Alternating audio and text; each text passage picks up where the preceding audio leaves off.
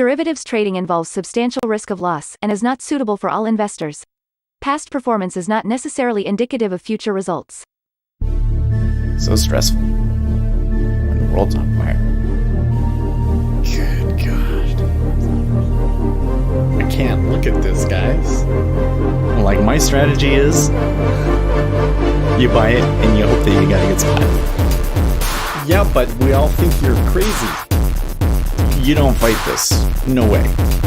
The markets are freaking out and you don't think that anything is wrong? Come back tomorrow and I'll lose it all.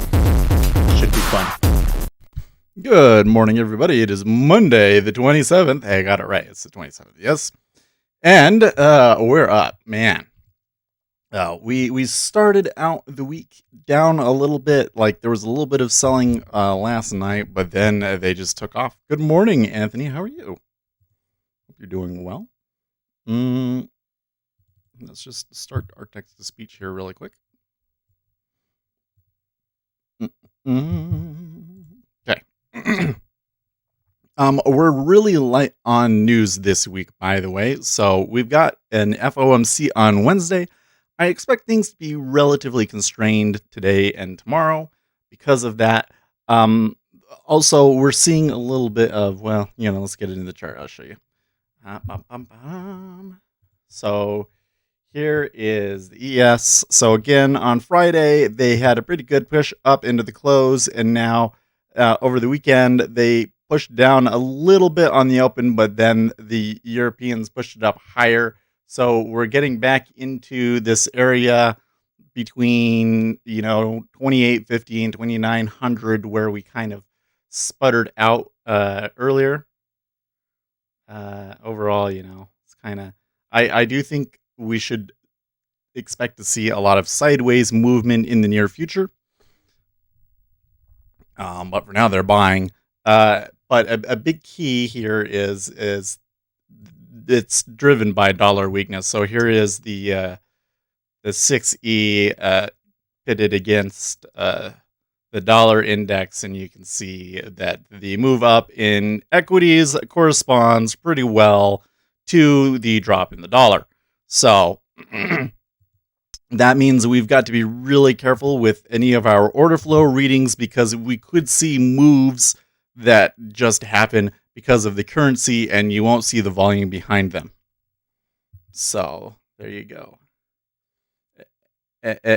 Existent Being says, good morning. I made my first $15 trading the MES. Wow. Well, that's pretty good.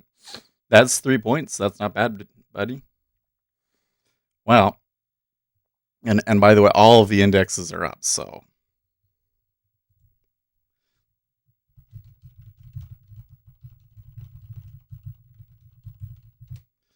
dun, dun, dun, dun, dun, dun, dun, dun. Let's come in here and just see how everybody's doing in Discord.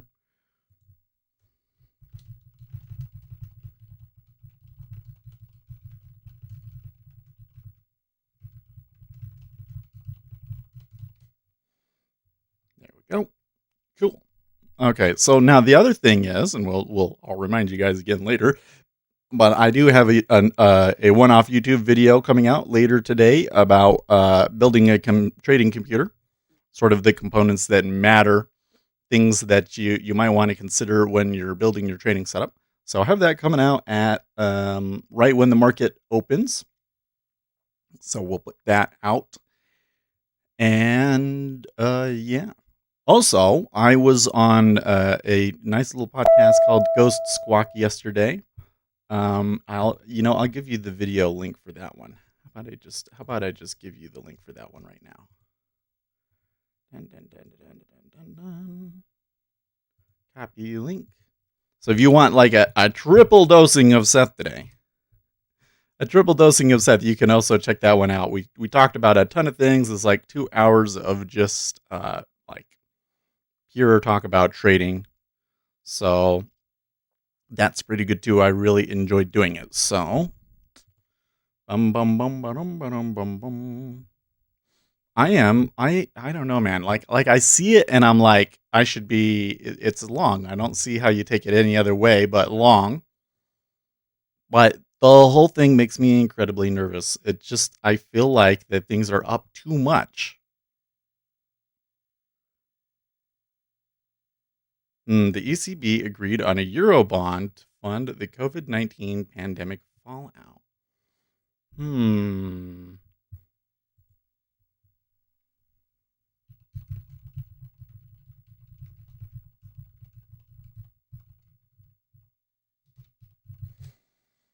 Triple Witching Monday. What is that actually?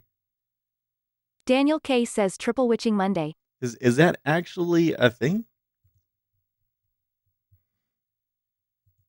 I was asking bots if the ECB agreed on a Eurobond, wouldn't that make the dollar stronger? And he says no, it would not. I suppose because that means people will buy the euro for these bonds. I don't know. Daniel K says 3 sets. Yeah, so you got you get our. Oh, you know what? We need to bring the chart back over here. You got today's stream, and then there is a video about building a trading computer, and then you can watch the ghost swag. So you got 3 things of me that you can watch today. But if you watch anything, please go and watch the trading video. Pull it up, watch it all the way through because the algorithm loves that, right? Watch it all the way through, give it a like. I don't know. Okay, well, I guess one of the takeaways that I'm getting here is that the impacts that we're seeing in the market might be driven more purely by monetary moves. So we've got to be careful about like just expecting something to trend and see tons of volume on it and everything. Like we could get unexpected moves. Got to keep our eyes out for unexpected Symbol moves. ABK says hello. I'm a day trader from Paris. Hope you will make a good trading day. I think we've had a few people from France, but it's not very common. You should do, if you type exclamation point info, you can change your accent, and we have a French accent, so you can sound French. I think we have the French accent in there. I don't know. You're going to have to type it, and then we'll see which ones are available.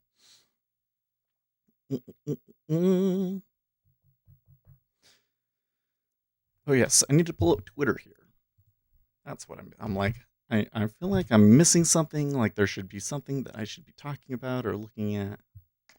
White House Economic Advisor Navarro says America will be changed until we have a vaccine for COVID-19. Well, we could open up the economy before then, but yeah, certainly America will be changed.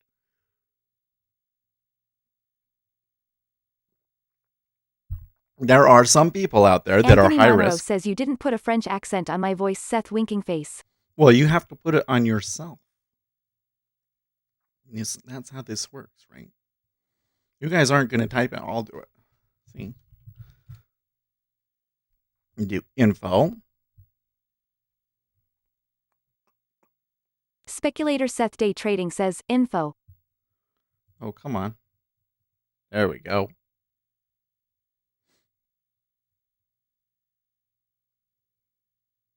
I don't have French, and maybe that's what it is I just never added a French accent.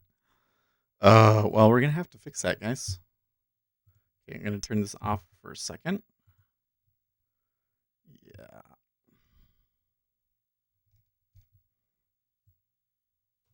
Let's see what our choices are, okay?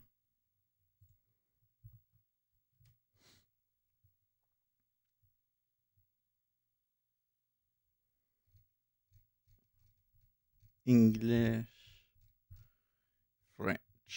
So we got French Canada and French France. I think we want French France, right? Avec Google Cloud, vous bénéficiez de notre infrastructure, Avec Google Cloud, Avec Google Cloud, vous bénéficiez de notre infrastructure. There you go. Oh, the Korean accent one is the wildest one. I like C. Avec Google Cloud, vous bénéficiez de notre infrastructure.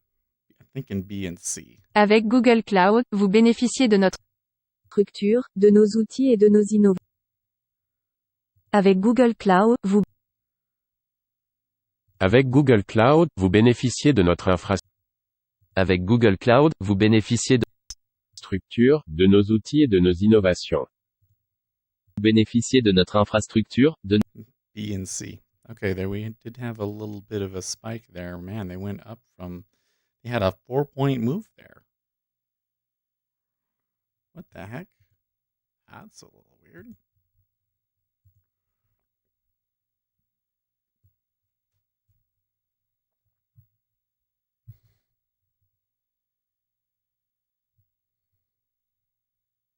There we go. Okay. Let me add the French accent in here.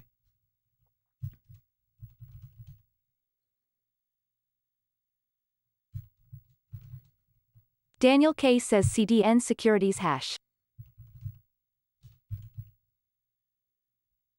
Daniel K says not sure if related. Okay. Which one was which? B was the boy, right? Yeah, B and C.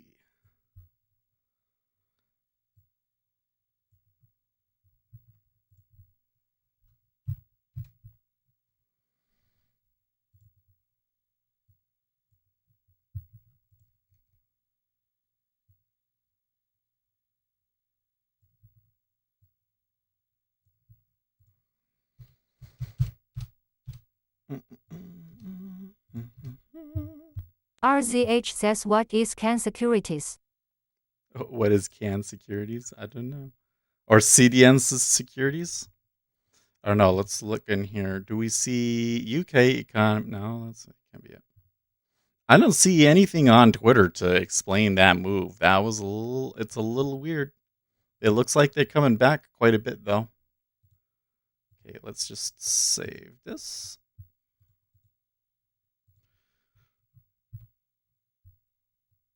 And just restart the whole thing.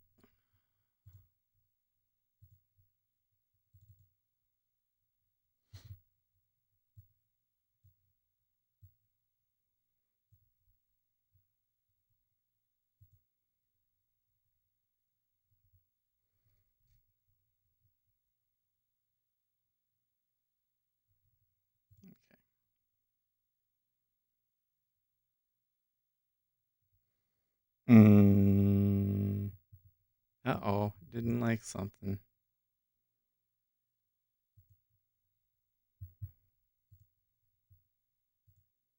Line 109.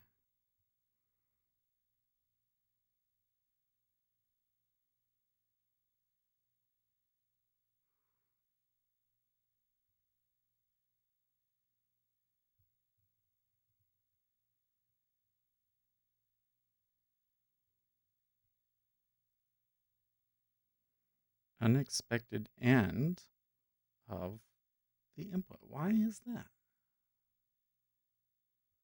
Huh.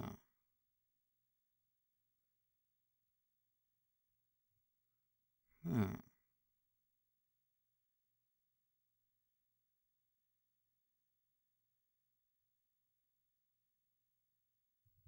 Oh, it must have huh.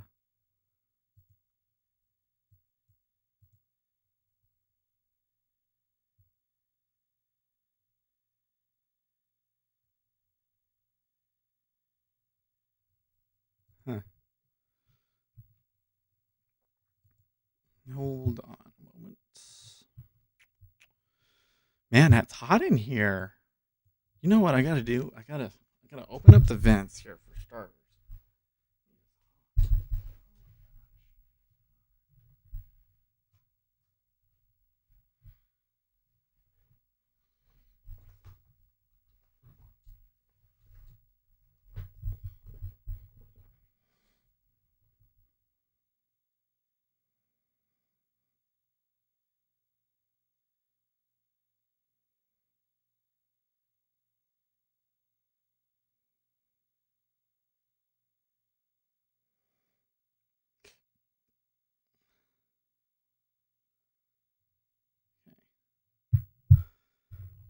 Should get some AC going in here. See, it says that it set the accent for him, but then it crashed. Okay, so we were over here. Node.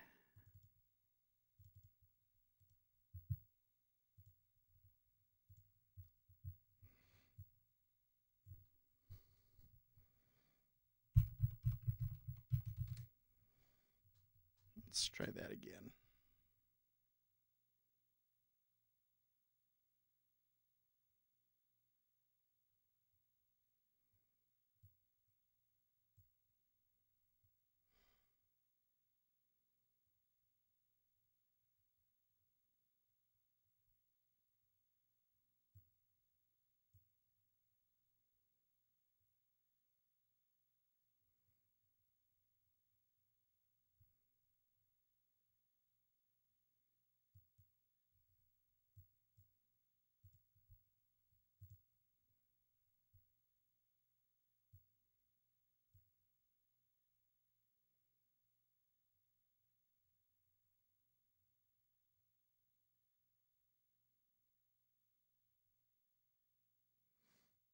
I don't know how to get it to not die. Oh, well, I would have to do this.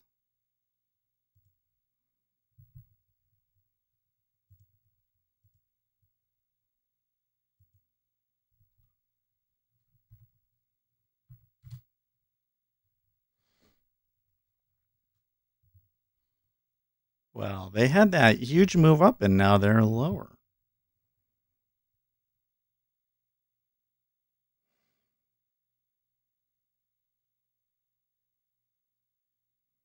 Okay. It should still... Okay. Now it tries to say a bunch of stuff. That I added the French F1 in there. You won't see it in the info messages. Okay, so let's try it. Dash accent French F.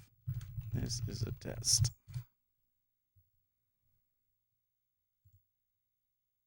Speculators S Day Trading says this is a test. Not bad. Okay. We'll run with it. We'll run with that one.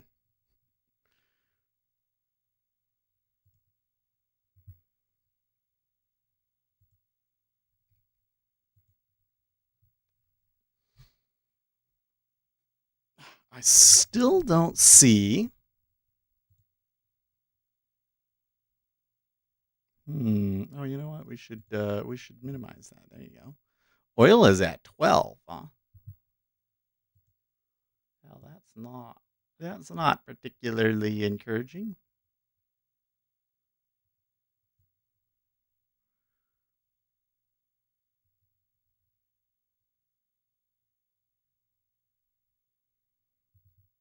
Official Iran is self-sufficient in production of anti-coronavirus equipment and is ready to export, says Fars.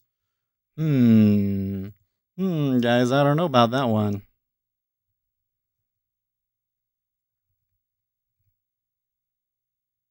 Sorry about all the spam in chat, by the way. When we modify the bot, that sort of thing can happen. I don't know why it was doing that.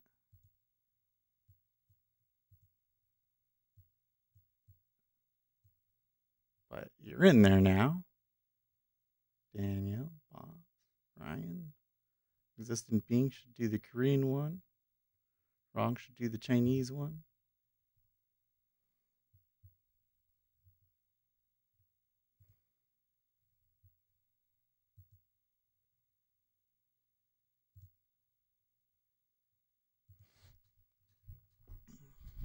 What? Chicago bans horse-drawn carriages beginning in 2021. What? What? Okay, that's kind of weird. Man, I'm going to have to do something about the AC because it's hot in here.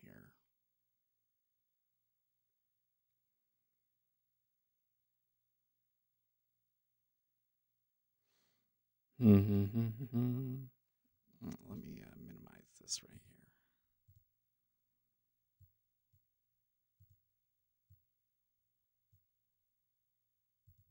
Not really seeing a whole lot of volume come through. I mean, we are now down below the hour, so I could consider taking a short. I don't really see signs that I really should be, though, other than that we had like that enormous shooting star,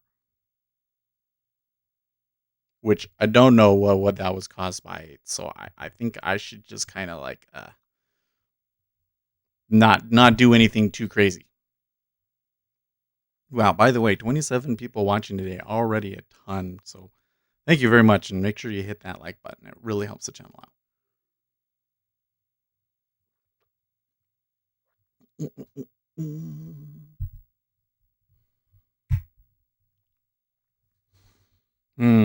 Like I really want to do something, but I'm not actually Gary Rich seeing says, enough. "What's up, oil tards?"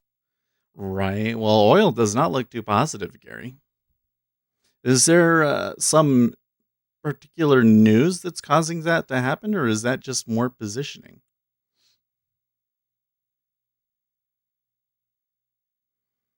They're having some wild moves over there too.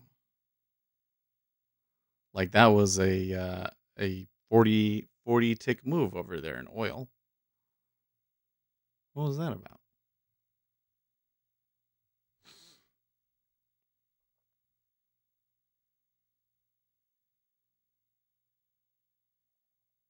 Gary Rich says the storage is full, unable to turn away the oil.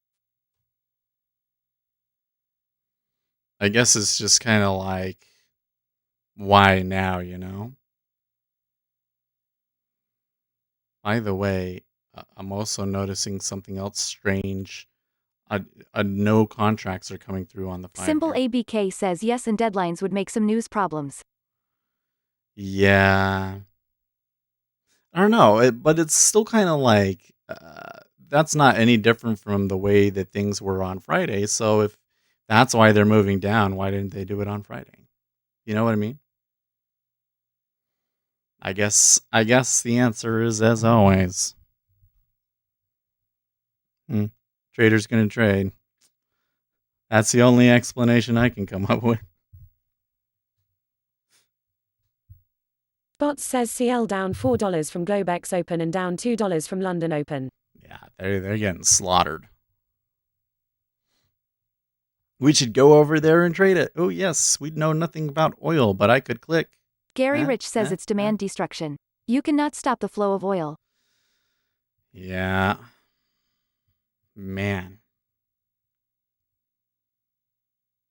Well, if anything could kick this not if anything, but one thing that can certainly kick this bull market in equities down is oil weakness, right?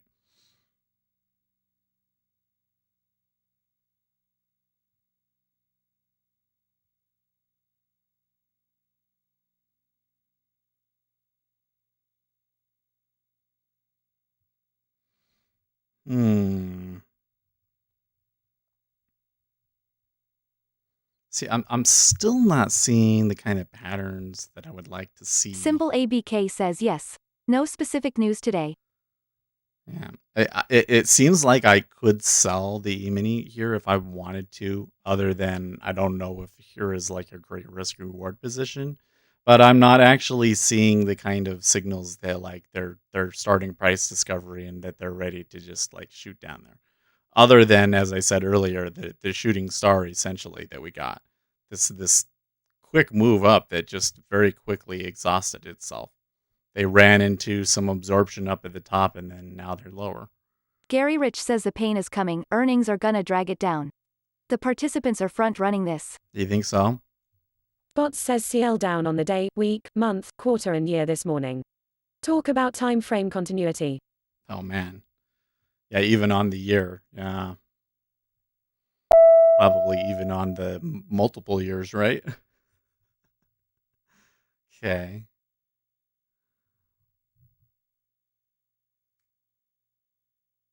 So wait, was that Was that them crossing up? Yes, it was. They're kind of in a weird spot now because of all that volume, though. I think I should just keep my hands away from it. RZH says is it because drilling? Gary Rich says no one believed me when I said oil under 20. Oh, you know, Bot I says don't. yes, multiple years exactly. Yeah. So the question I still have is for how long? I think we were calculating it out that at least 9 more months, right? I say if the S&P 500 makes a new high before 9 months, then something's wrong. That's my gut feeling, right? Well, not my gut. I mean, I have some analysis to back that up, but it's a real spitball guess. So let's not take it too. Don't hold me to that one. But I really don't see how we can make new all-time highs given current financial conditions. You know, like if we do get there, I think it suggests that there's something seriously wrong with the way that we are conducting our what do we say, emergency stimulus efforts. That we're bumping markets up into a bubble doing it. I don't know though. Like I feel so uncomfortable saying that because I can't tell you how many times in the last 10 years I've heard people say that about stimulus and they were wrong and they lost money from making those calls, you know? But today I have such a hard time buying the E-mini. I guess it's not telling me to do anything right now, so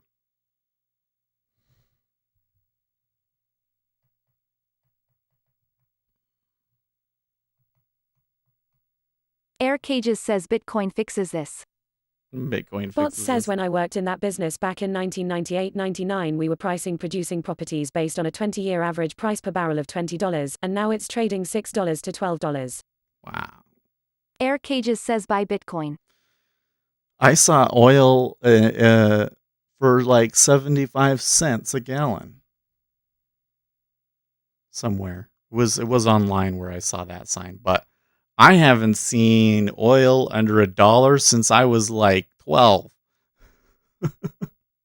I remember when I was a kid, oil was 89 cents.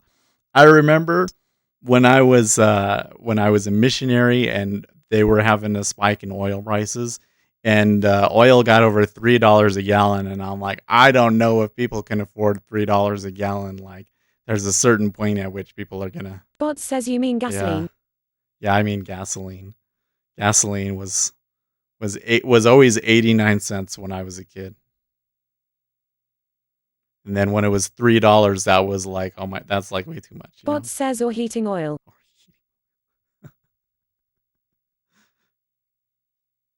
It really kills the whole. I was always a fan of natural gas. Like, why don't they have natural gas cars?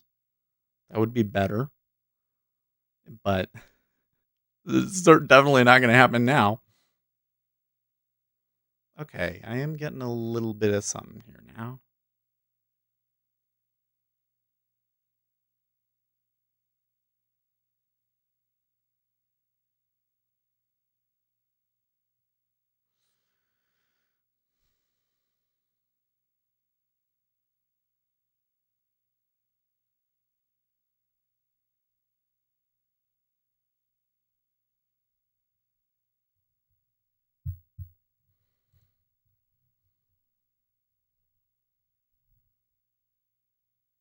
Normally we would pull back a little bit off of that.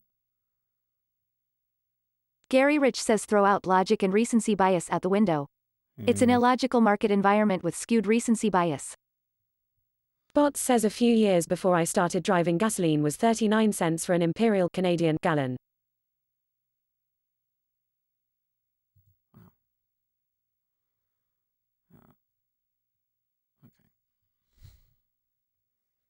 39 cents. Was that before the 70s? Or was that in the 80s, 90s? It looks like I picked a bad spot. Bots says once I started driving it was 50 cents a gallon here in most places. Like how high did gasoline get during the price shocks of the 70s?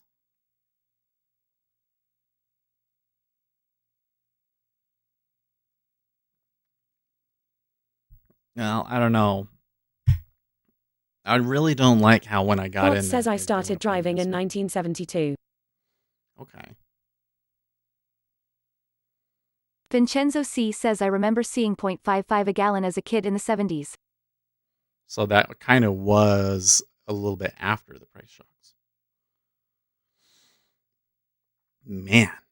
Yeah, Gary Rich says when cats and dogs make love, ill claim to believe we get above the all-time highs.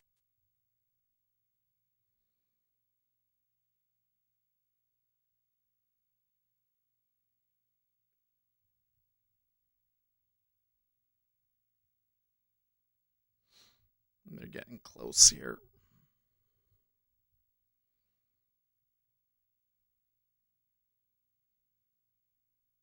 Jerry is awake says wow I feel young now hee hee. Air Cages says could you please fully explain why you're skeptical and why did you say the market is in a bubble? Bots says the price shocks came when Carter was president. Well, I was just saying if. So right now, my understanding is that from Vincenzo C says we had to take turns getting gas based on the number of your license plate. oh man, that's terrible. I remember hearing stories about that. I remember my parents talking about that. No, I'm just saying if the S&P 500 made new all-time highs in say the next 9 months, right? Because based on many valuation perspectives, Vincenzo we're C still says high. odd and even days. Remember when everybody was saying that when you look at earnings and you price the companies that were high, and that's why Warren Buffett wasn't buying stuff and was raising cash and was expecting some sort of a market downturn. Well, what has happened is everything has gone down, but then we've had a little bit of a bull market, and then we've had earnings come out, and so when you redo those calculations with everybody's earnings, we're still high. That's my understanding, and I don't really I'm not an expert on that particular, thing, but I would expect that Warren Buffett would be holding off. And so if we were to just continue to move up and man, they really started this morning out hey, we're just going to buy forever. And we were able to make a new all-time high in the next few months before, for instance, this whole oil oversupply issue is sorted out, for instance, then I would have to say that there's something wrong, that the only reason we're up is because of monetary stimulus and not because there's, strength in earnings. Yeah. Gary Rich says that's how stupid and ridiculous I have to be to buy the all-time highs and hold above them. Tell you what. You know what I think is stupid and ridiculous, though, while we're talking about oil, is how many people I've seen over the past week that want to become oil traders now.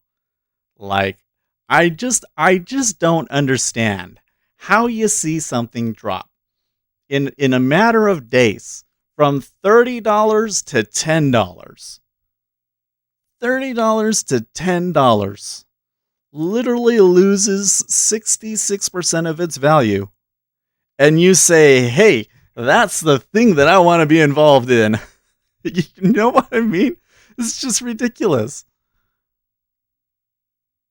Man, people. Trader's gonna trade. Man. It just makes me so uncomfortable when I see it, because every time that I see these guys come on, Facebook. Dan H says they want to short. Maybe they want to short. But every time that I see them come on Facebook and they're like, does your broker allow you to trade oil futures yet? You just know that guy is going to lose money doing it. You just know he is. You shouldn't even have to, I've seen this one so many times. Air Cages says, so what you're saying, the market is propped up right now and we have no business going up. Well, I'm saying that it's a possibility. I'm not saying that it is. I don't think we have enough information to Simple say that it is. ABK says, I have a solution. Just invert buy and sell buttons. Gary Rich There you says, go. duh. So I've done a lot of analyses like that. Like, I'll be back testing and I'll say, okay, this particular strategy didn't work. What happens if you do the opposite of that strategy, right? Like, it only wins like 30% of the time. So let's do the opposite of that. And then you will find that the opposite of that also only wins 30% of the time. And you're like, well, wait a second. How does that work out? Well, because the risk management of it is really a really huge portion of edge. And most retail strategies that we're playing are like really small stops. And so what they do is they just stop everybody else out first, right? You're a big guy and you have the ability to move it anywhere Simple that you want. ABK says, you're right. All you got to do is just say, okay, these guys tend to have a stop of 2 points in the S&P 500. We'll make it move up 2 points and then down 2 points. And then once everybody's stopped out, then we can move it the direction that we actually want it to go. And then you're sitting there on retail and you're like, darn, I missed it because you got in too early because they were messing around with it first.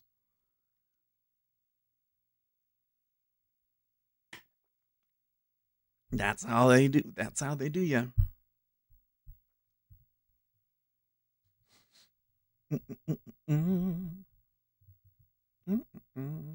Well, I'm a little bit happier with it coming back down here, but would like to see a lower low.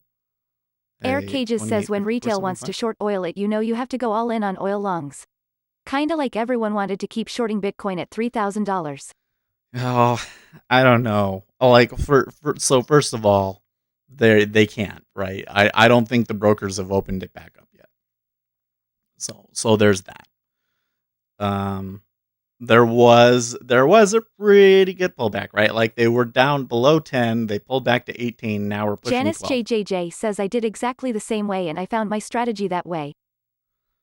So, talking about doing the opposite of what you were doing. Anyways, so a lot of the retail coming in to try and buy it are getting washed out right now. Is kind of what's happening. We're already past that point. Those guys already got screwed over. They're looking for new suckers now, probably. Man, I mean, what would be, so tell me, Gary, what would be a price in oil that you would be like, well, that's too low? Is there a price in oil that for a contract that's not expiring? Let's say, we always roll over. Is there a price that you think is too low? The cost of the barrel itself?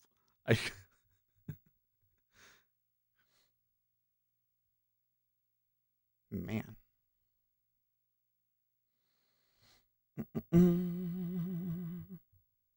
Oh, somebody in Discord here asking what we are watching for today. I expect markets to be somewhat constrained ahead of FOMC Wednesday.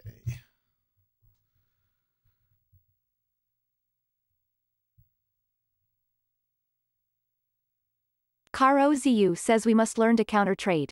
What are your ideas on that topic? Gary Rich says, can't make that call. It can always go to a price which makes one say WTF. Air Cages says, I remember reading random tweets like, I found out about this thing called shorting where you can make money when price goes down. It's great. Janice JJJ says yes. Well, so counter trading is really it's a double-edged sword, as with anything, right? Boom Baby says production has to be dropping like a rock at the moment. I don't see it going down as much as it did recently. So, like if you always fade the trend and then you have a trend day, you're going to get slaughtered, right? Because there's kind of this is the annoying thing about markets is they've kind of got two modes and you don't know which mode they're going to be in. and the strategy that you need to use to make money in both of those markets are kind of the opposites. And they seem to do a really good job at convincing you that it's the one or the other. So, I do think though you kind of want to look for some sort of an imbalance, a sign that a bunch of guys got off on the wrong side, and a clear indication that there's this particular trend that they're going for in the day, and trading into that. And that's kind of what I've been doing at least, and it's been working okay. This one, I don't know if it's going to turn out. We'll see. We'll see. We're up on the 5-minute, 15-minute bars, so we may. And oil is recovering here, so that might be the E-mini might be responding to that. IDK says, how do you see treasuries for today? Well, so again, we got FOMC today on Wednesday, right? Now, it's common to see strong trends ahead of FOMC. It's either you get really strong trends or you'll be completely dead. But the thing is like, what are we expecting to see for FOMC? I don't think that anybody really knows. Except for that the Federal Reserve probably isn't going to change rates, but he could say just about anything. That's what they're really going to be watching, is like when they have that press conference and all that sort of stuff. What does he say? And so, given that context, I don't really see a whole lot of reason for treasuries to move a ton. You can kind of see here, like the volume in the 5-year has kind of been like really spotty this morning.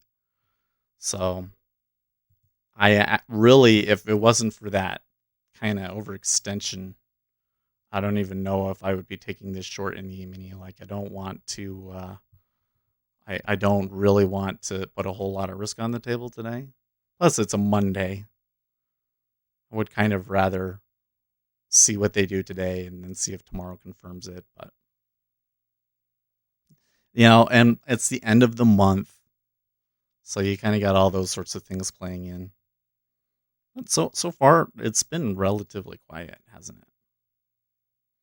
Does look though like that the buyers are gonna hold it here in the end. So that one did not work out. What was the maximum that we got on that? We got 6 on that. At one point we had +6. It's okay. Probably I didn't get a very good spot, but ultimately I think that one just stalled out. In fact, I'm wondering if maybe I should have taken it off earlier.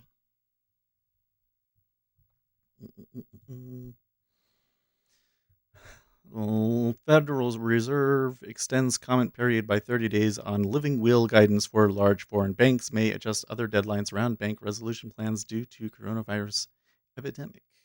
Okay, interesting.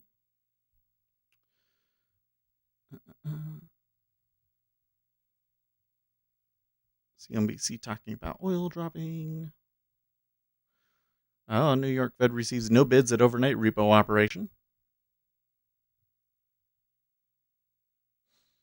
We could have tried buying it there, but I'm not so. Still a little. I'm still uncertain. It's probably going to be like an amazing buy, huh? Yeah. This is not like the spot, unfortunately.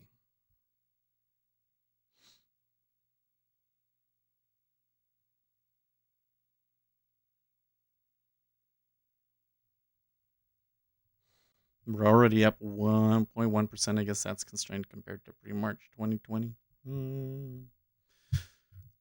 We'll have to see what our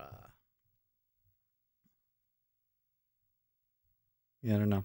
They moved a lot, but I don't really see the volume, especially not on the Treasury side.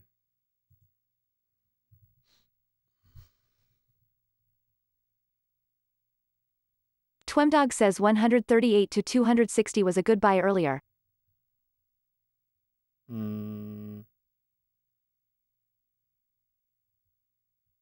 Not sure where. 138.26. Yeah.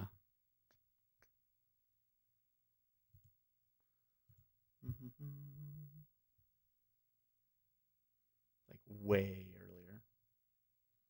came up to 28 and then came back.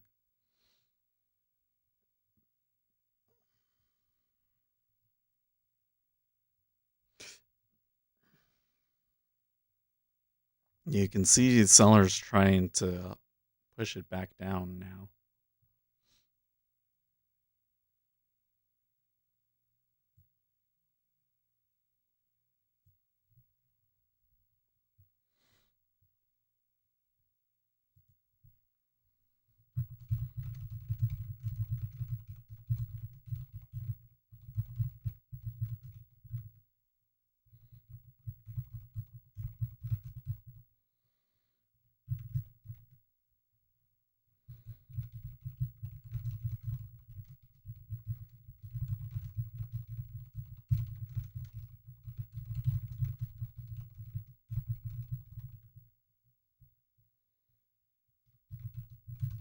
Hey, Yoda.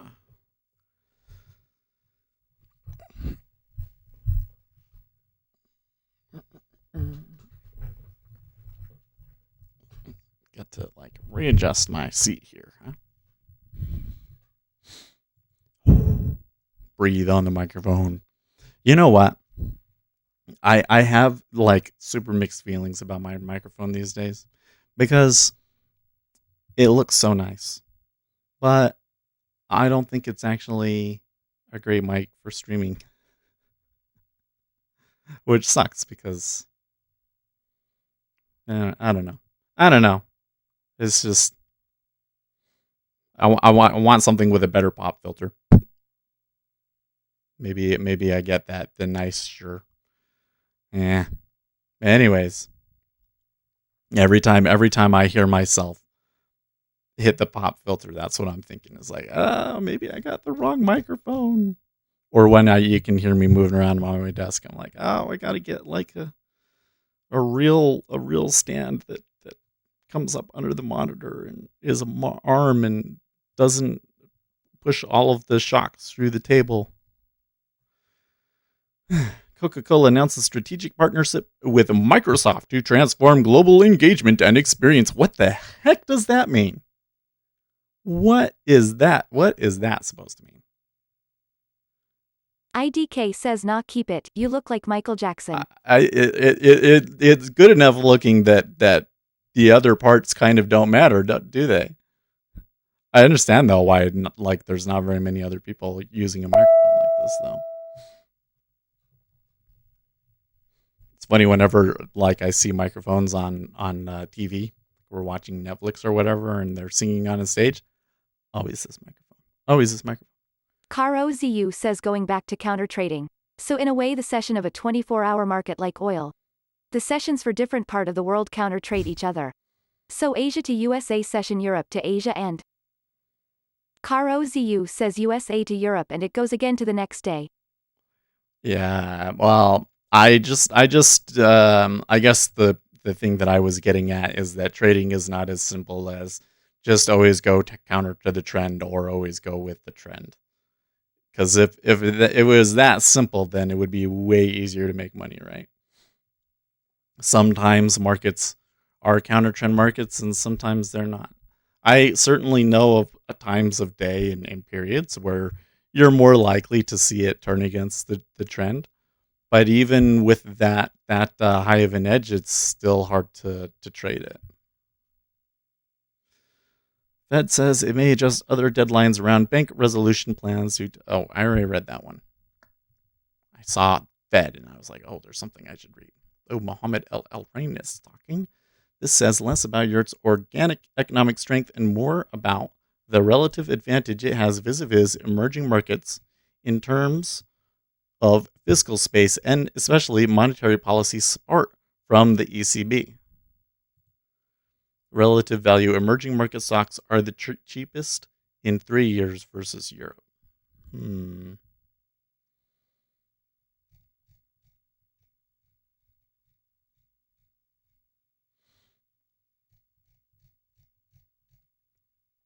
Well, they turned back down.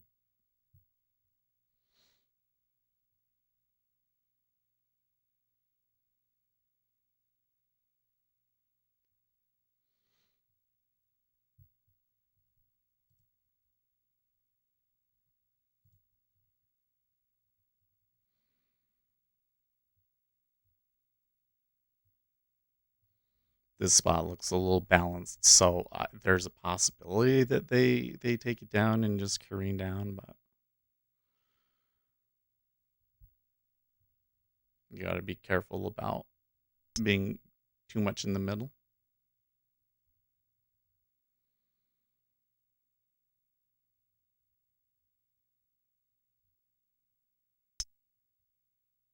Probably I should have taken it at like 57.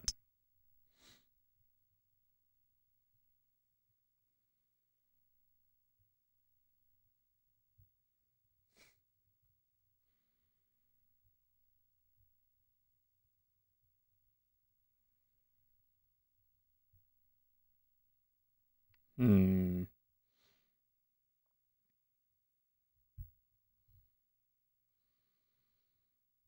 Well, I'm seeing more volume than I expected at 28.55.25.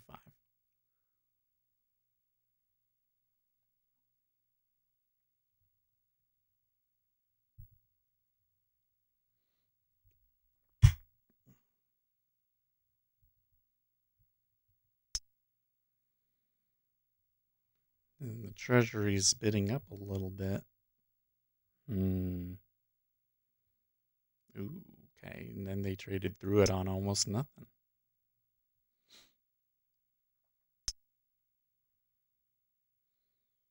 Well, that should be good to move down a good clip, huh? Yeah.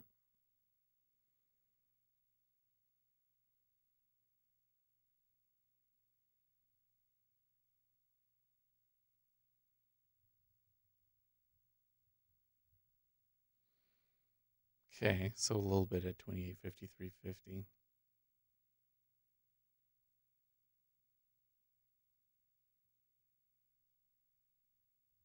Gary Rich says, I mean, really, what is the Fed gonna say, which many haven't figured out so far? Answer: nothing. Well, who knows? I mean, I would be careful about that one just because if we're talking about the press conference, I mean, how many times has that guy said something that the market didn't like, right?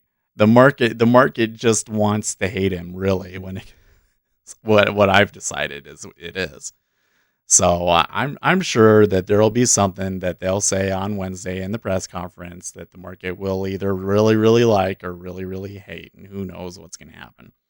That's why it's like I don't know if it really makes sense for somebody to be coming out and making like a huge move today and tomorrow, except for that there is this news about that they're doing the coronavirus bond in Europe, and there's a lot of currency movement, and so I think that that's why you're seeing the action that we are today.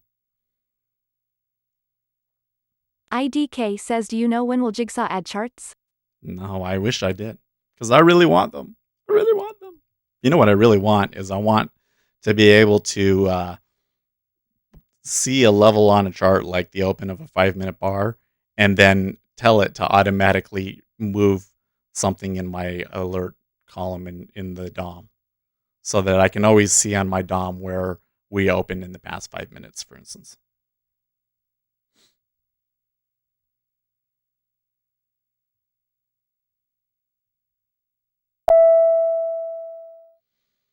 Okay. Gary Rich says the currency market moved on Japan's unlimited JGB buying. Okay, so that could be a part of it too. Oh, overall, I see dollar weakness. Like I saw that the euro moved up, but then I also saw that the dollar moved down more than the euro moved up.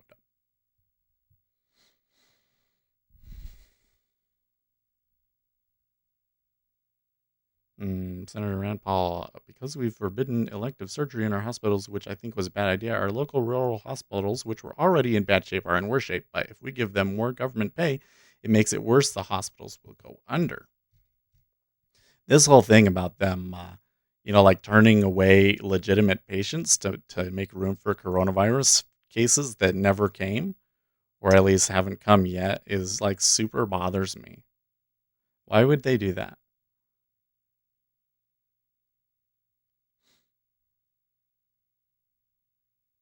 Well, it's just kind of bureaucracies, I guess, as you become inflexible. It bothers me. Okay, well, there was a little bit of a move up. They got a little bit of rejection. We'll see if they try and push it again.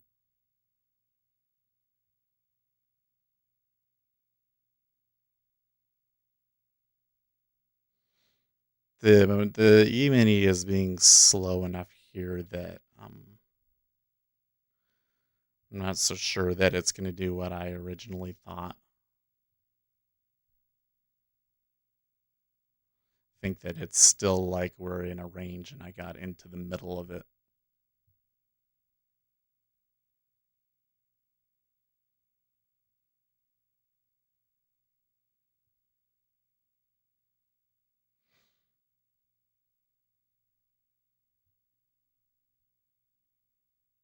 Oil is going down for a new low here. Gary Rich says nope, dollar strong. When I say dollar weakness, it's under 95.3. Well, it's just over the past day it's down. The move up in equities was heavily correlated with a fall in the dollar. Right. So when we say it's up, it's not really that people were buying it on optimism or anything like that. It was just the way that the currencies moved made stocks worth more because the dollar is worth less.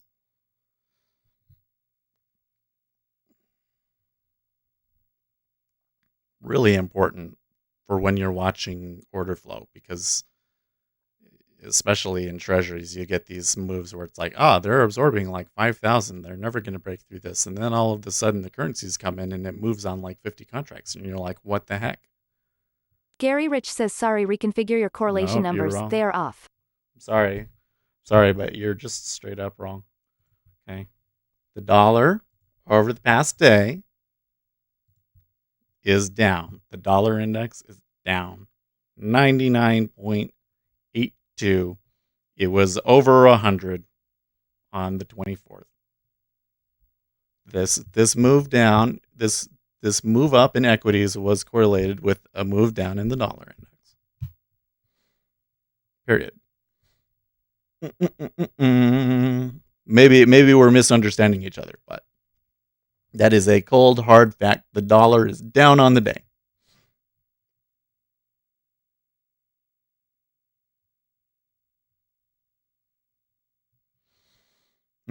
Oil recovering a little bit there. Yeah, this definitely looks like they're kind of moving a little bit with oil.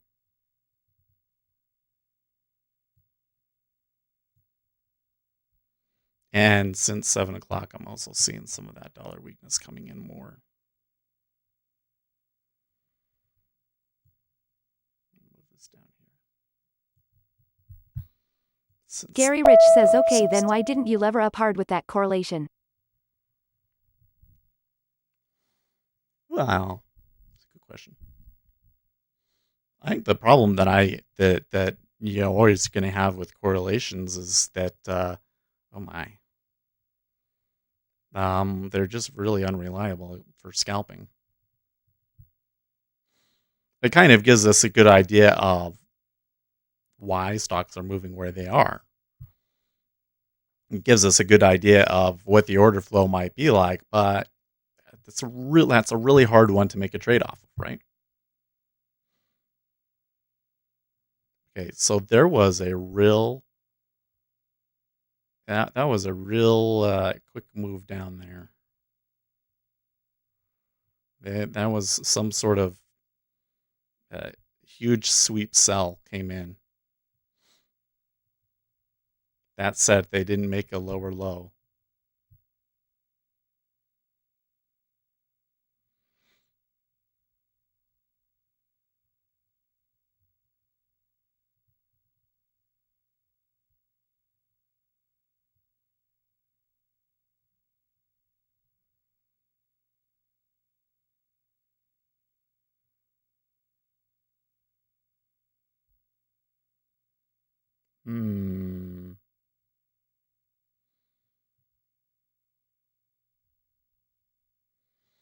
U.S. issues rule that imposes new restrictions on exports to military buyers in China. And that's worth remembering and seeing if anything more comes of that. Okay.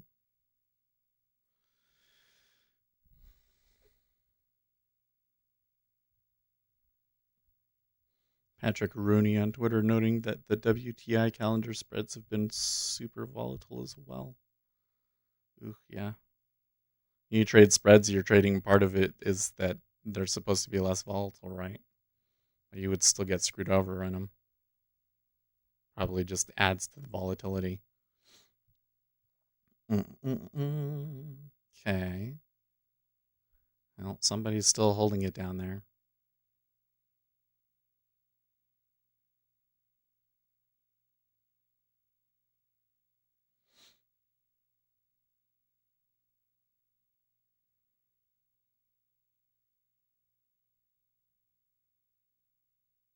Okay, there's a new lower low. So definitely getting what we wanted to see. The next step down is pretty far, 28.50.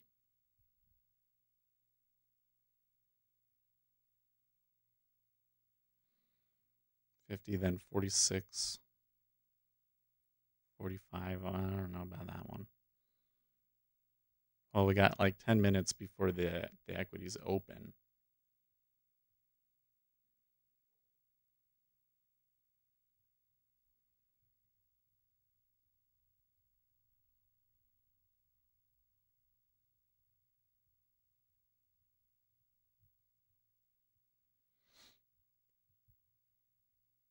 IDK says I am looking for a move down in treasuries, some ticks. Move down.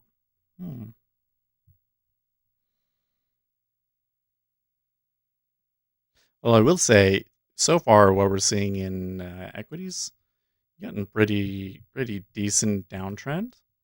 But I'm not seeing the treasuries acting like they're agitated or scared.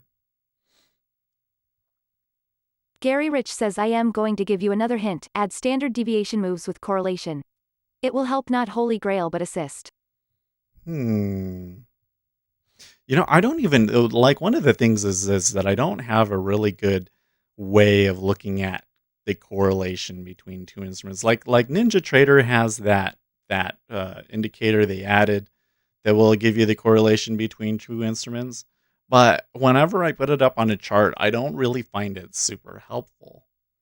But you're saying add standard deviation to it. So are you saying, like, I could take my correlation indicator and then throw a standard deviation indicator on top of that? I don't know. I don't really trade it. I really don't use them. I'm very extremely cautious. Or let me say, I intentionally do not take trades just based off of correlation. I will not take a trade because the correlation is wrong. But I do not get into trades specifically because of the correlation, because my experience has always been that correlations change really quickly.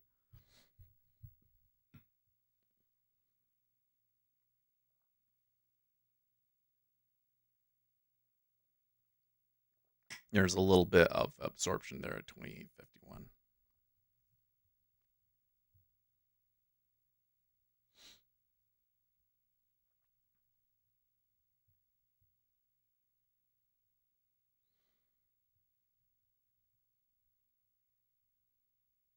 I guess oil taking another step down is part of it. Man. 12.20 right now.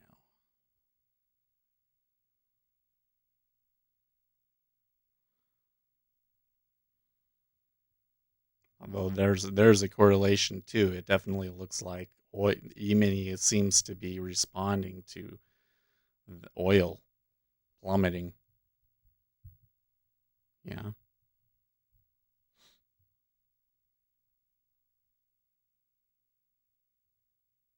Gary Rich says as VIX is to volatility, standard deviation is to extreme moves.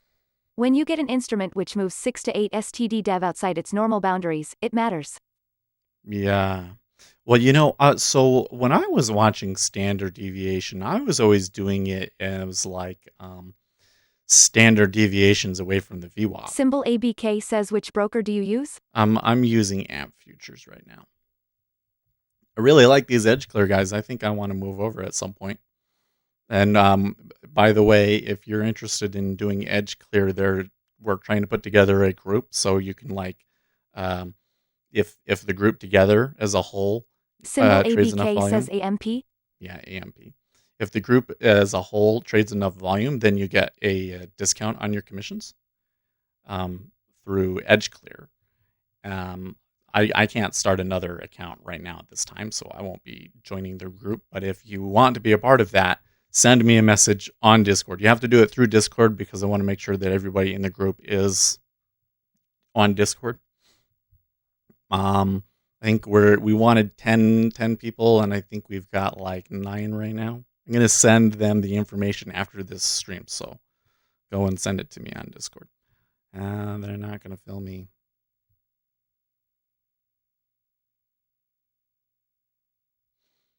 Maybe they will fill me. If I could get out of this before the open, I think that I'd be pretty happy about it. Cool. All right, well, that's not too bad for the day. Look at them go.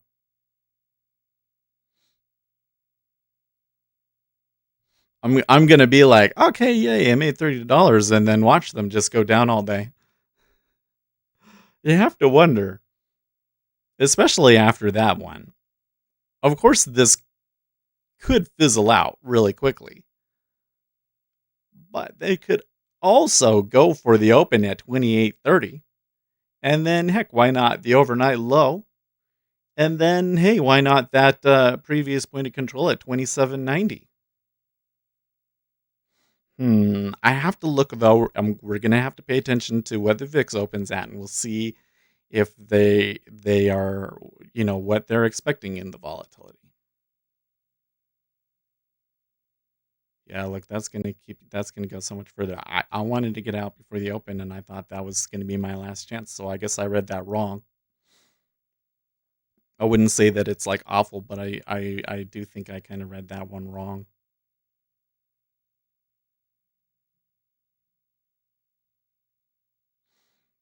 Probably I should have been using the stop. But if I use a stop, I would be at 28.51 still. So that wouldn't get us much better yet. Oh, actually, it would have been 2 ticks more. Would have been 2 ticks more. And now I guess I could move it to 52 for 25. So, and there's another spot to possibly have gotten out at. Maybe missed that one though. That one was fast, but 770 at 28.48 seems, yeah.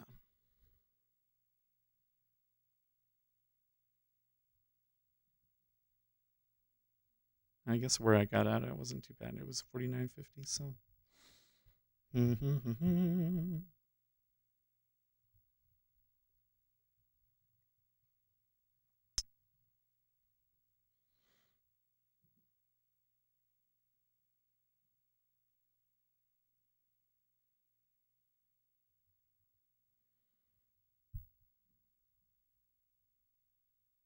Okay, there's the open. I'm not going to say it's a ton of volume on the open, but it's not bad. Certainly not like what it was on like Thursday and Friday of last week, though. Okay, they do sell. The sellers do win out on that first little battle.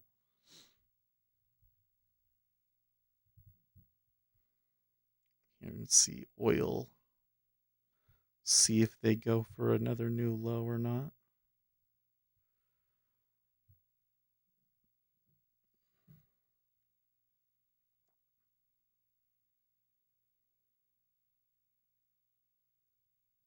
This bar right here is looking like a hammer.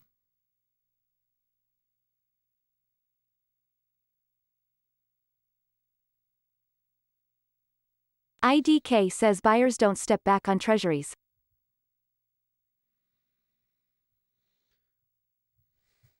Well, you were looking at what? 26.5? Like, this is like the crazy thing is the E-mini moved down a good 10 points or so, and the treasuries didn't really move. Uh, there's definitely some buyers here in the E-mini. It's kind of causing a little bit of chaos there.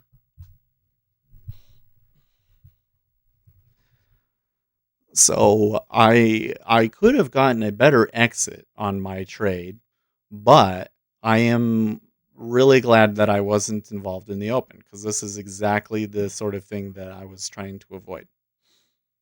Even if they move down, you're in an area like trying to hold through all of that with the kind of stop that we're trying to hold is probably not going to work out. John Kemp tweets, hedge funds get bullish on WTI despite storage fears. We should read that. How are they getting that? Hedge funds were heavy buyers of petroleum.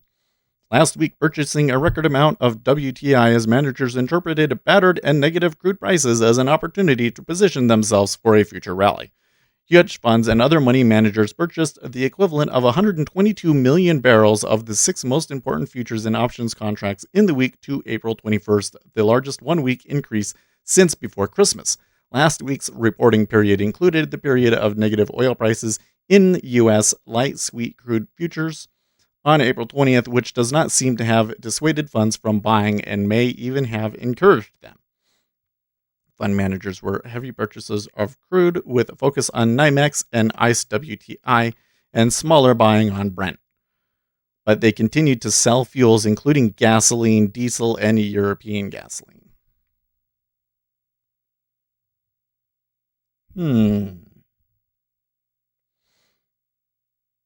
That's not good, is it? Like, let's just say that the bearish trend in oil continues and all of these hedge funds are long and they start losing money, then you're going to have another crunch. Ugh. I guess, you know what? You know what's going on here though? I am projecting, I think I am projecting my own bad experiences with oil onto the rest of the market. I know there are people that trade it and have been successful with it. But when I was trading oil, I got slaughtered, man. I traded that and I was like, wow, this is really not the instrument Gary for Rich beginners. says what they don't tell you is which contract months they purchased crude and Brent. Yeah, that was a good question. So let me read through here and see if they IDK says does say a put option on a negative strike becomes a call option? Ha ha ha. Let's see here. Dun, dun, dun, dun, dun. Well, they mentioned 6. They said the 6 most important, but I don't. By the close of business April 21st, the day after the flash crash, funds were running a net long position in WTI through the equivalent of more than 307 million barrels. Funds initiated 91 million barrels of new long positions in WTI last week, while closing out 17 million barrels of previous shorts. Shift to eyes. Yeah, they don't tell you. So we don't actually know. That would be an important thing to note, though, right? Because it might not all be in June, right? How far out could they buy, though? I mean, we could go back and look at volume, right? So far, it's been a little choppy, but the buyers seem to be holding it here.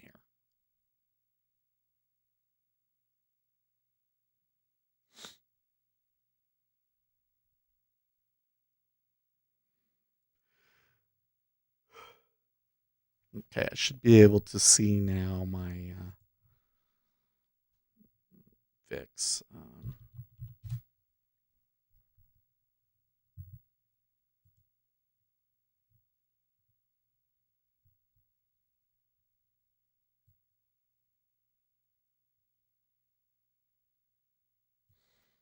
No, it's not going to show me quite yet, I guess.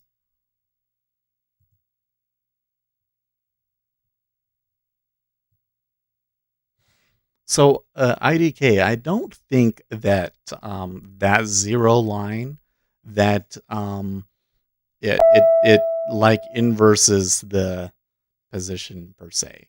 Like it is true if you hold the contract to expiration that you're essentially being paid to take delivery on something.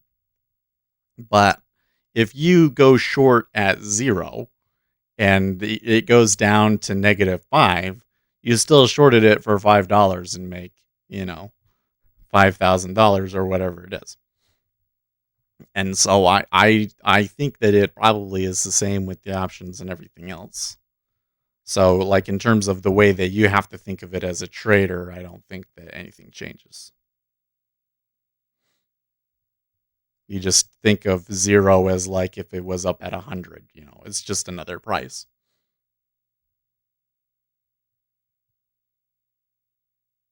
Of course, it's not just another price, but I don't really know because I've never had to worry about the price of something that I was trading going negative.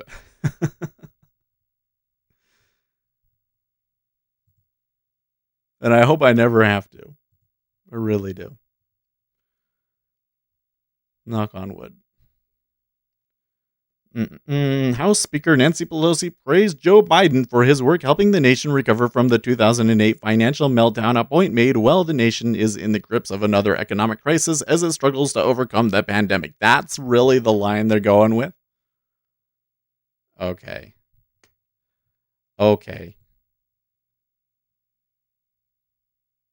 IDK says yes, makes sense. Yeah.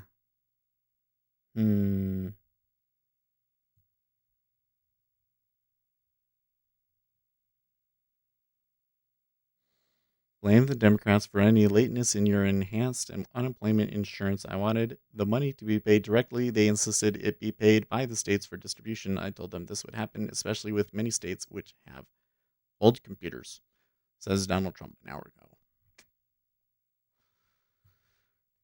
I was just thinking about that because the Hill is basically showing the Democrat talking points for the day. IDK says buyers are really defending above 265.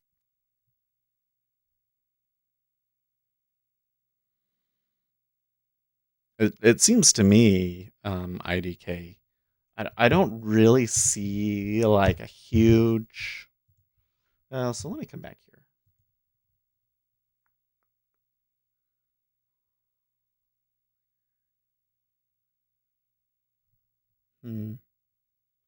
Yeah. I don't really see an indication. Maybe at 26, like a while ago. It looks to me like the bid is down here. What did my data feed die down? Looks to me like the bid is down here at 26, and the offer is up here at 28. And I don't really see them really like trying to push it significantly in one direction or another. Hold on a second. Wondering what that was about. I didn't lose my connection to you guys. The thing is that's the first time I've lost that my data has done that in quite some time.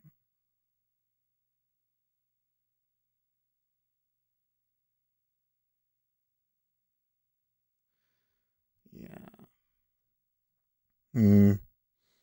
I can hear my kids playing a video, but that's not. When I go and I check my router, I have more than enough bandwidth. I think that CQG just kind of had a small interruption there. Oh,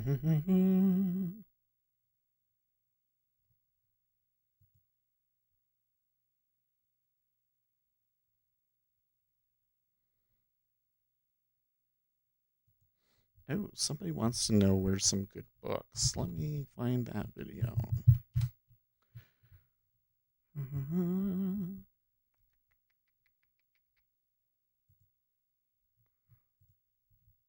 My top 5 books. Oh yes, we forgot. We got to do some stuff for our video here.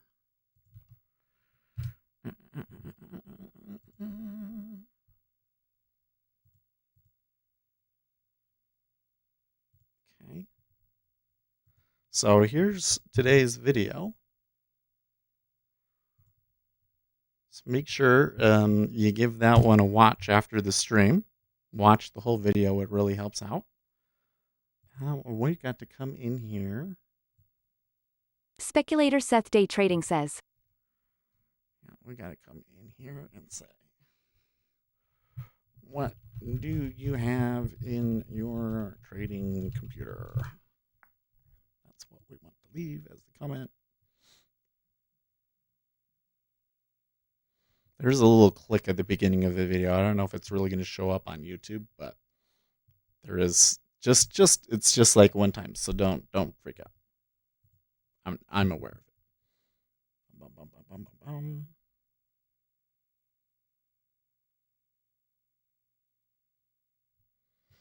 Somebody asking if we're going to make more Ninja Script videos.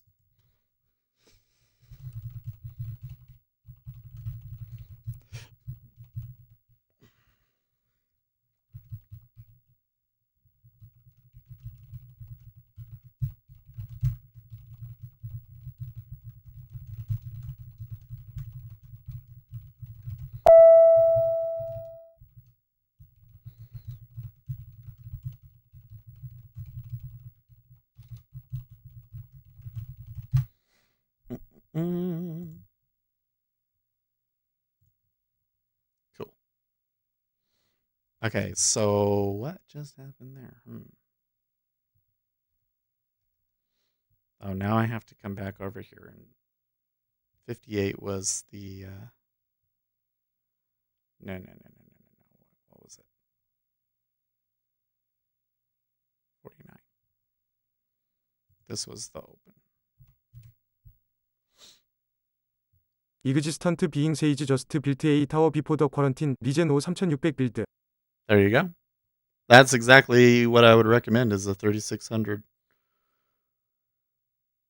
3600, pretty much any video card that you want, 16 gigs of RAM and a solid state hard drive. You're good to go.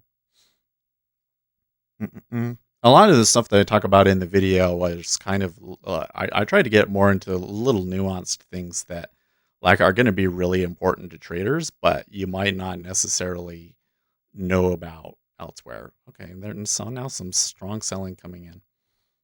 For instance, you know, like your monitors, you want to make sure that your monitors have good vase amounts in the back of them, because you get cheaper monitors that some of those have problems, and then you have issues mounting that monitor onto a monitor arm to free up desk space, you know, those sorts of things.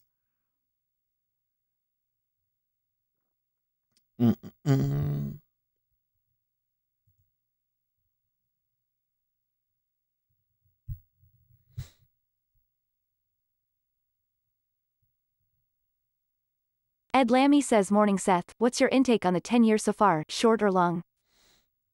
Well, so they have been going long in the 10-year right now, right? But I'm just not seeing enough of anything really to make me feel confident in trying to take a trade in the 10-year right now. Even with the E-mini pushing the sell side pretty hard here.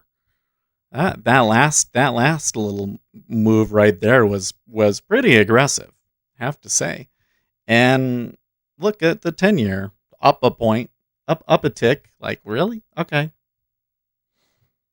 I see there was kind of a little bit of a bid here at 26, and there's a little bit of an offer here at 28, but where if they break out one side or the other, Gary I really Rich can't says, say right I now. am laughing hard at these peeps who say go long USO. The nav is a perfect hill to ski down to losing money and falling on their face. Who's saying go long USO? Is that a stock? USO stock. United States Oil Fund. IDK says I look for few ticks trades 3 to 5, so I am all the time with my eyes on the DOM and the tape. I look for a very little time frame. I said that based on some orders and stuff I am seeing. Okay. Somebody is sharing an interesting edge with me. Let me read this for a second. Ed Lammy says thanks buddy winking face.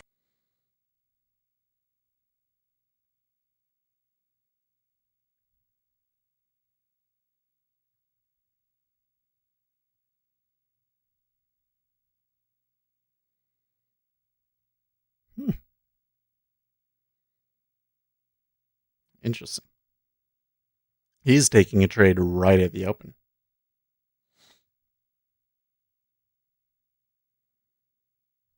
He's been taking trades at the open and just making a tiny little scalp based off of whichever direction it goes after the open. I don't know if that's one that I could stomach, but I see how he's doing it. That's cool, dude. That's actually really cool.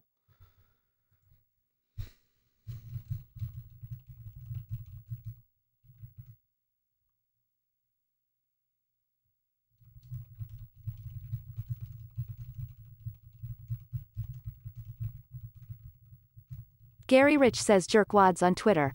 Check USONAV, it's fallen, which equates losing money. Nobody reads the filings or prospectus. RZH says is there any CPU being built with more than 64 cores? I know Intel made one.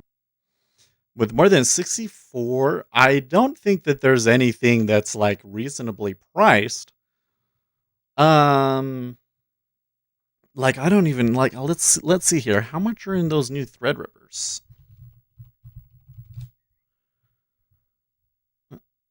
IDK says I don't look to join to bigger moves on treasuries. I am so bad trying to predict those ones. Yeah, you're trying to scalp little tiny ones, yeah. Yeah, see, like even the biggest Threadripper is a 64 core machine.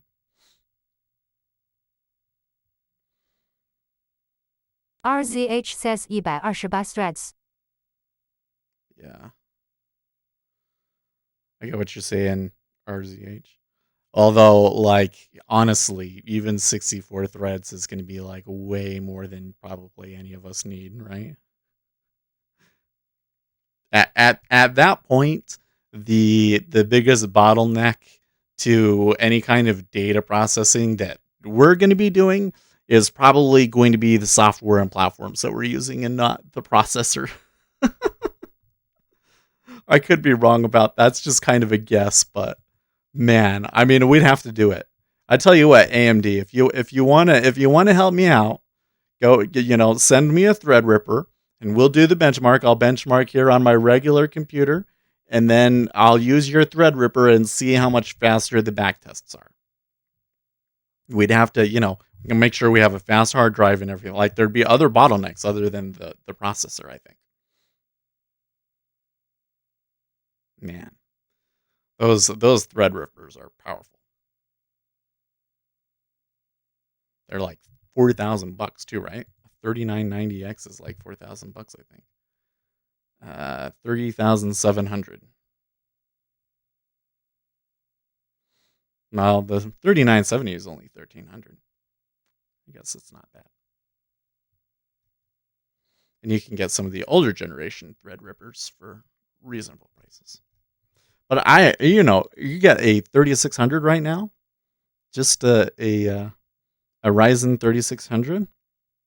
They're like, I've seen them at 150 for your processor, and I've even seen ones where it's like 170 for the processor and a cooler. Like they're literally begging you to take them off their hands.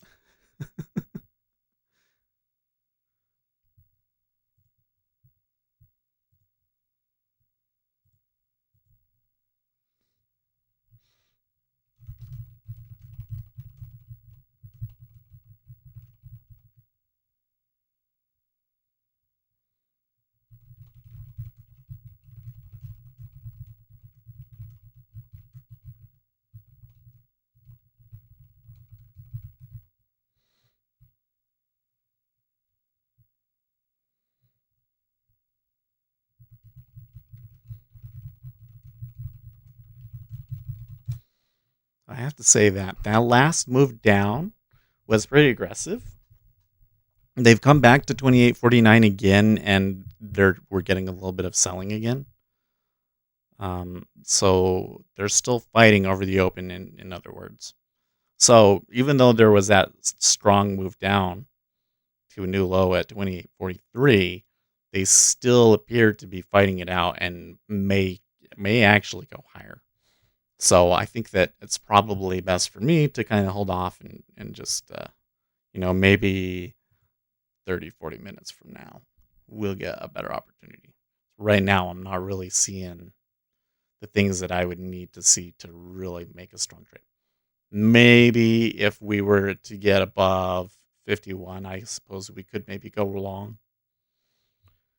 Would that be a new regular session high? It would not. But it would be a pivot high, and we'd get over this moving average. I don't know. There was one outside bar there too.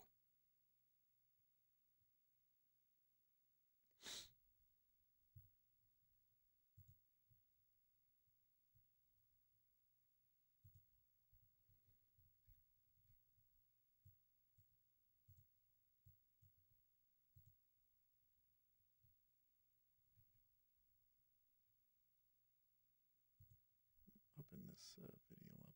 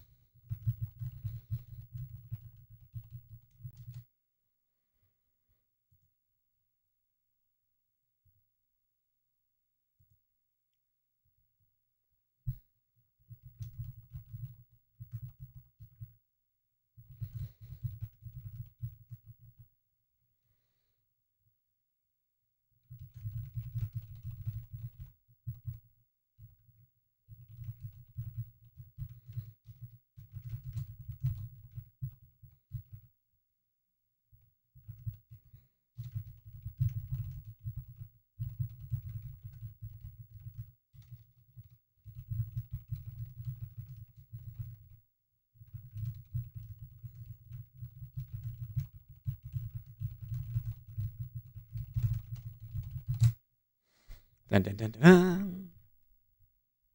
I really need to get something to bring the microphone up off of the desk so that when I'm typing like that, you guys don't have to hear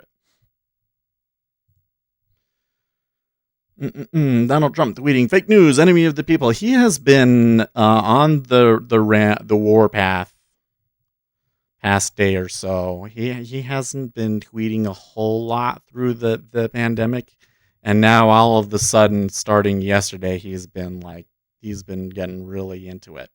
There's never been in the history of our country a more vicious or hostile lamestream media than there is right now, even in the midst of a national emergency, the invisible enemy. Nah, can't say. Somebody was asking me, hey, are there people in chat Discord that are more useful than others? And I'm like, I really shouldn't say that. You're going to have to figure that one out for yourself.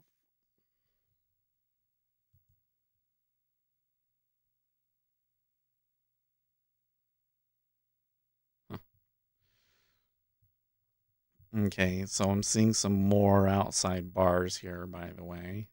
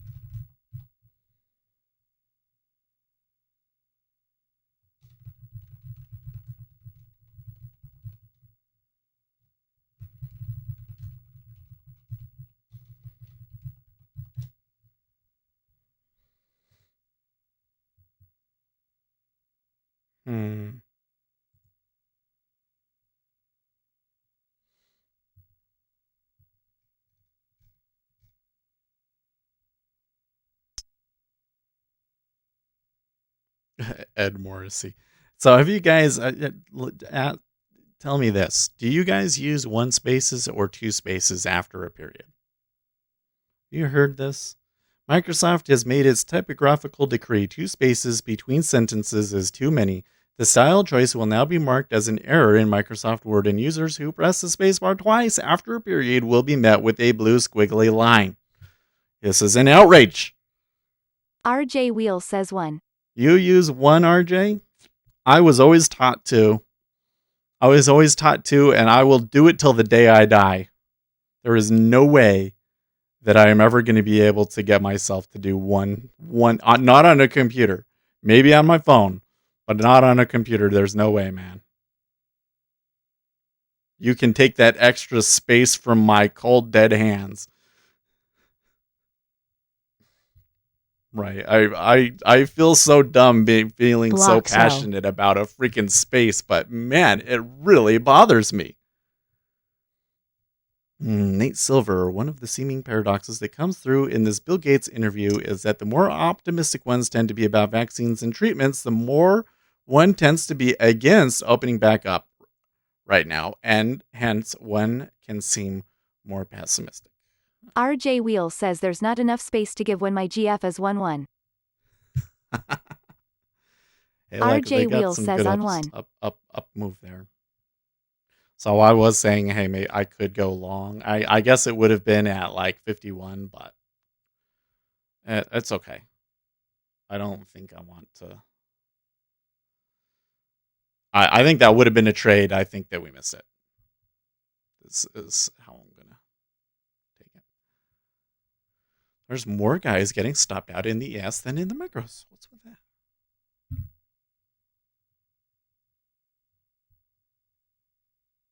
Needs to be complete focus, yeah.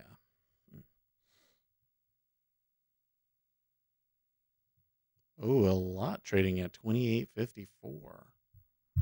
That's a lot.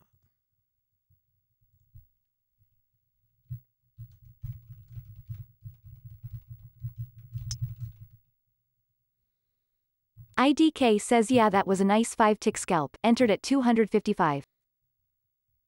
Cool. Oh, you took it short there, huh?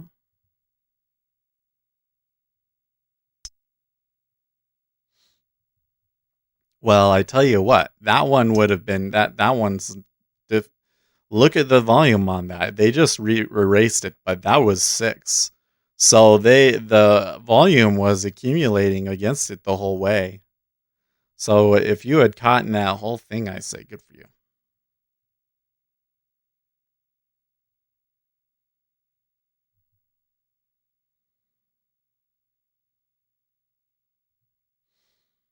It's interesting that move up in the E-mini does seem encouraging on the long side.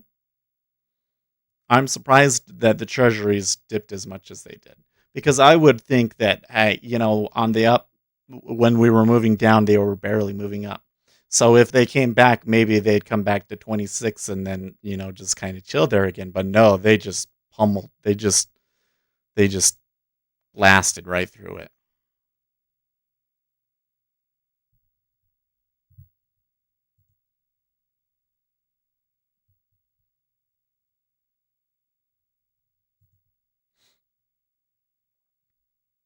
IDK says, did you saw those trades on the tape?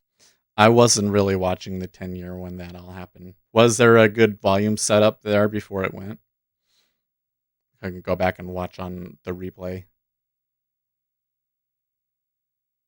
Look at how much they're absorbing. That, with the way that they're trading, that's like heavy trend kind of action. So I'm wondering if there was more, where could we be looking for? Well, you could probably get as low as 16.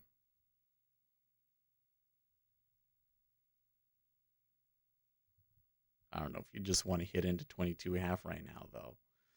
That's a tough one.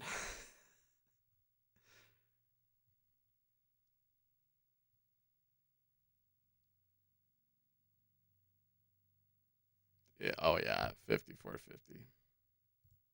Made a mistake.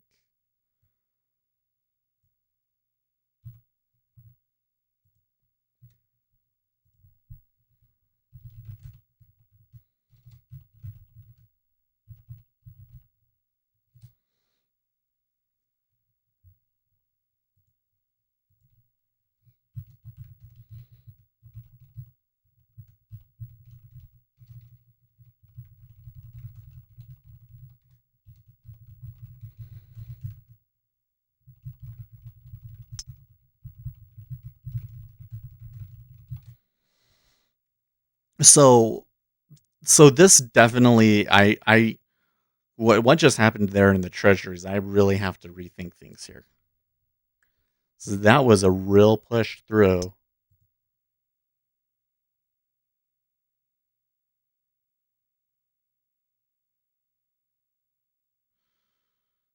I do see oil is up a little bit. I do see that the VIX is lower than it was on Friday, so they are expecting things to be more constrained, as I was anticipating. Hold on a second. It's like the chart is like not loading for me.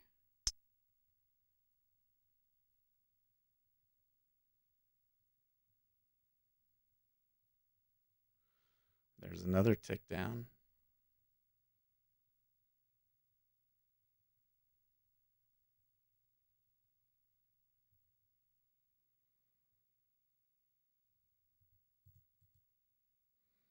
There we go. Okay, so it's saying to me 28.17 on the downside. 28.80.50 on the upside. Oh, wow. Gary Rich says, did you read Kim Jong-un may have died? If so, watch out, his sister is far ruthless than her brother as the new leader of N Korea. I've been monitoring that story.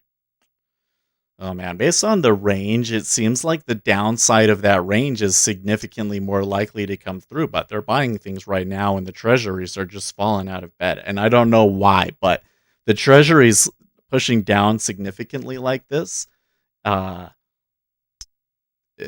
think is telling us something significant. IDK says treasuries going wild. What a massive trades on the tape. Yeah, they're pushing through like heavy liquidity too. Like somebody is making a real move there.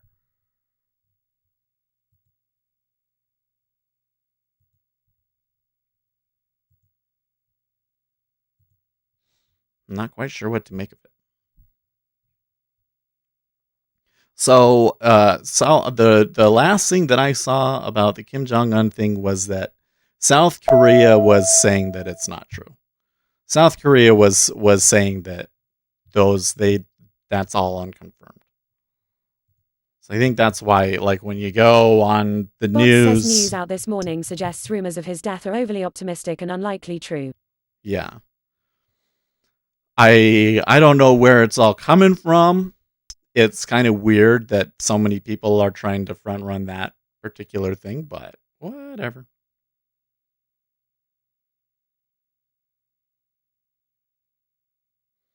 Kramer sees another oil price collapse. This has got to go to zero again.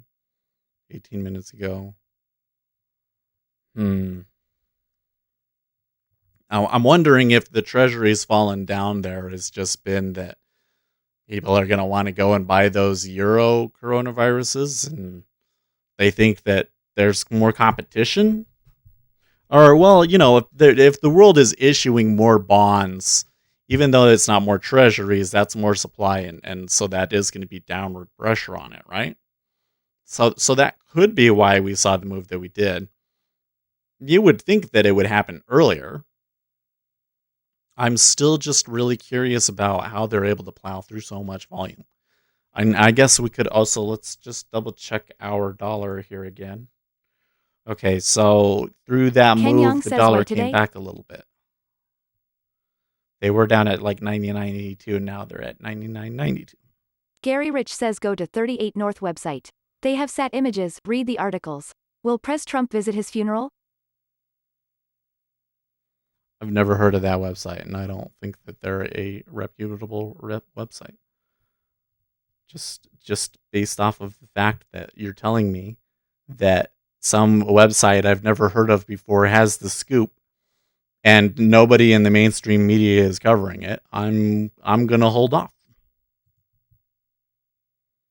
I'm gonna hold off.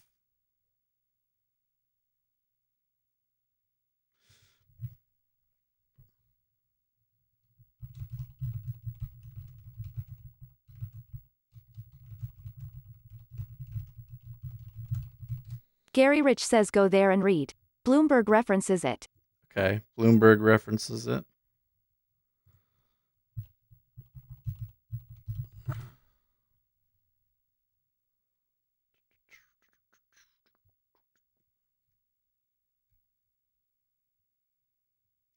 Well, so the top story I see about this on Bloomberg is top theories on what's going on with Kim Jong-un. He's recovering from surgery. He is in grave danger. He is just social distancing, or he was hurt in military drills.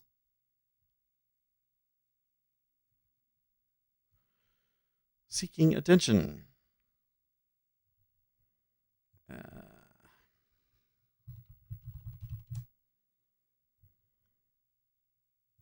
38 North informed analysis. A train probably belonging to Kim Jong-un has been parked at the leadership railway station servicing his Wonsong compound.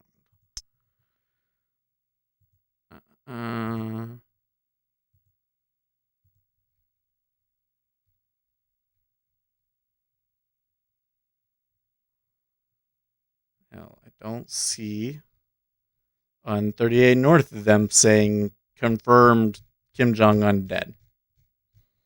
I see nothing.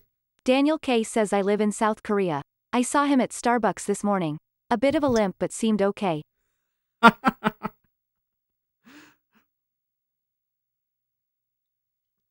He might be dead. I'm just going to put it down as unconfirmed as of yet.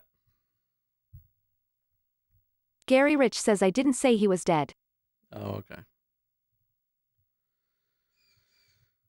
You said he Symbol may have ABK died. says tears of joy. You said he may have died, and you're also saying that his sister is more ruthless than him?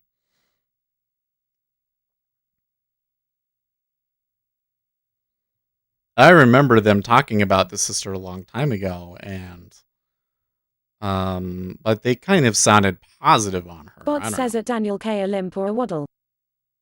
That guy says Daniel K didn't you say you live in Canada?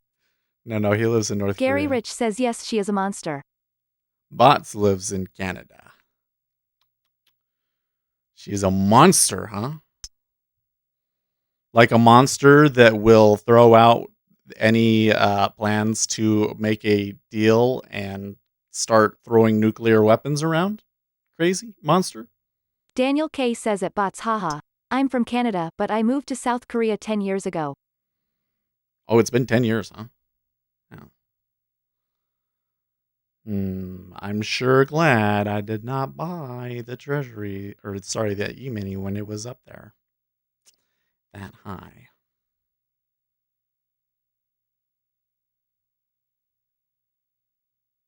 .38 North actually looks like a decent website, but they're not confirming that he's dead.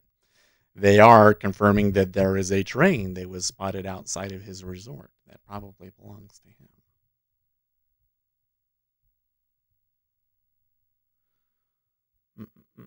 They gonna dip down here?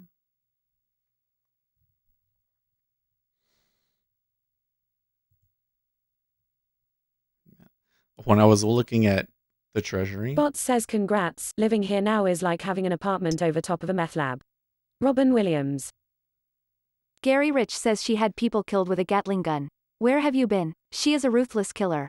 Well, okay, hold on. Like, that they're a ruthless killer, that doesn't really tell me the thing that I want to Daniel know. K says if you're interested in Kim Jong-un news, I built magnet.com. I have a page there just for KJU. Okay.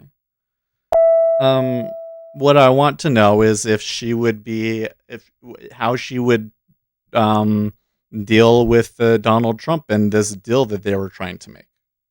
That's what I want to know.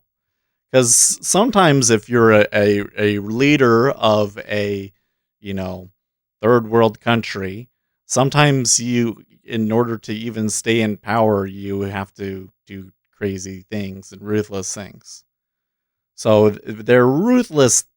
Okay, yeah, that's bad. I understand, but that doesn't necessarily tell me how it affects the Western world's interests, right? So, is she a hardliner? Is she one of those guys that thinks that they should just continue to develop nuclear weapons and start throwing them at people and the world will finally respect them and all that stuff, Gary Rich says get off those libtard sites. It's poisoning your brain. Reddit. Okay, Gary. I'll stop visiting Reddit.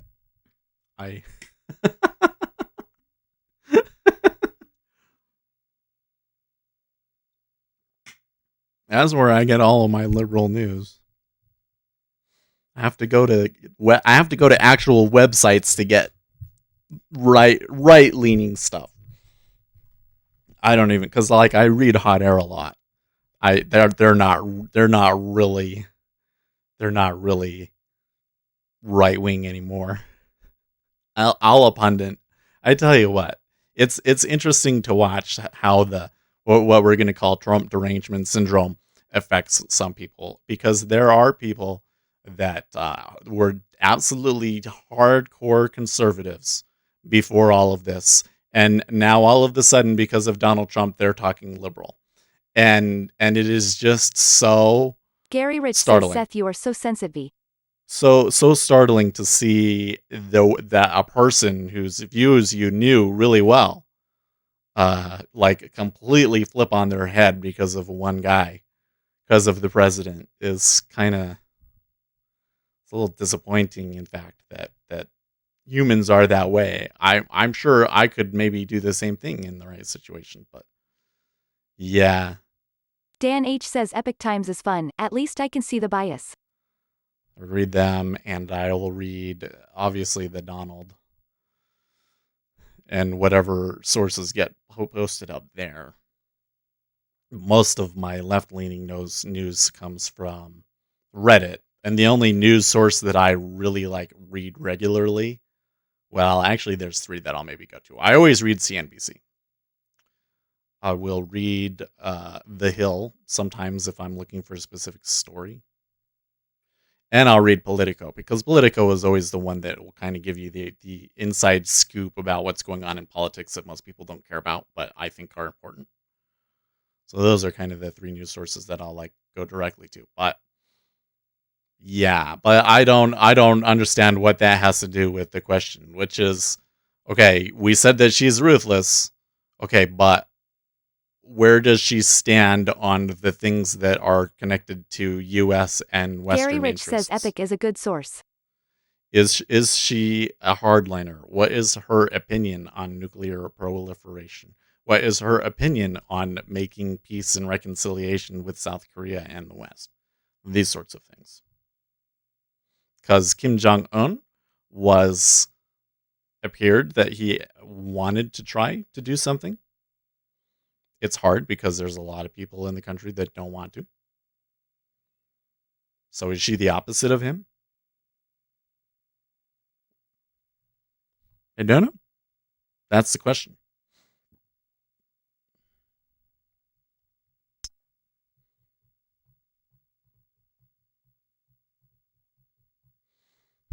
Trump will hold press conference availability on Monday as he meets with CEOs. For the coronavirus task force will not hold a briefing today. Okay. Well, that's interesting. They are switching things up. I think that they are unhappy. I think the administration is unhappy with the way the narrative went over the weekend with the whole Donald Trump said to inject yourself with Lysol. He didn't, but he did say something. Daniel K says was a range gaffe. feels very tight today. It does. You notice, like, it's almost been an hour, and we really haven't meaningfully broken out of where the opening range was. Like, well, I mean, Daniel K says Seth called it tight range until Wednesday news. We'll see, like, I mean, they are pushing new highs of the regular session, but we're not above that 28.57 that we sputtered out at before the open happened, right? So that's still kind of the upside on here. Now, of course, they could still make it. Now, here's the thing that's crazy to me is that when I look at my range estimates, my upside target is 28.80, which seems really far up at there. any recent comments here, but indignation about people slaughtering others seems dark coming from people in North America given our history with the native North Americans. Dan H says I had a big dish in the 80s. You could watch the reporter direct people how to do a protest and run down a street. Later on the regular news, they just show the final product. I mean, I don't think that it's indignation or anything. Well, wait, why are we talking about? Well, I thought maybe that was directed towards what we were saying about North Korea, right?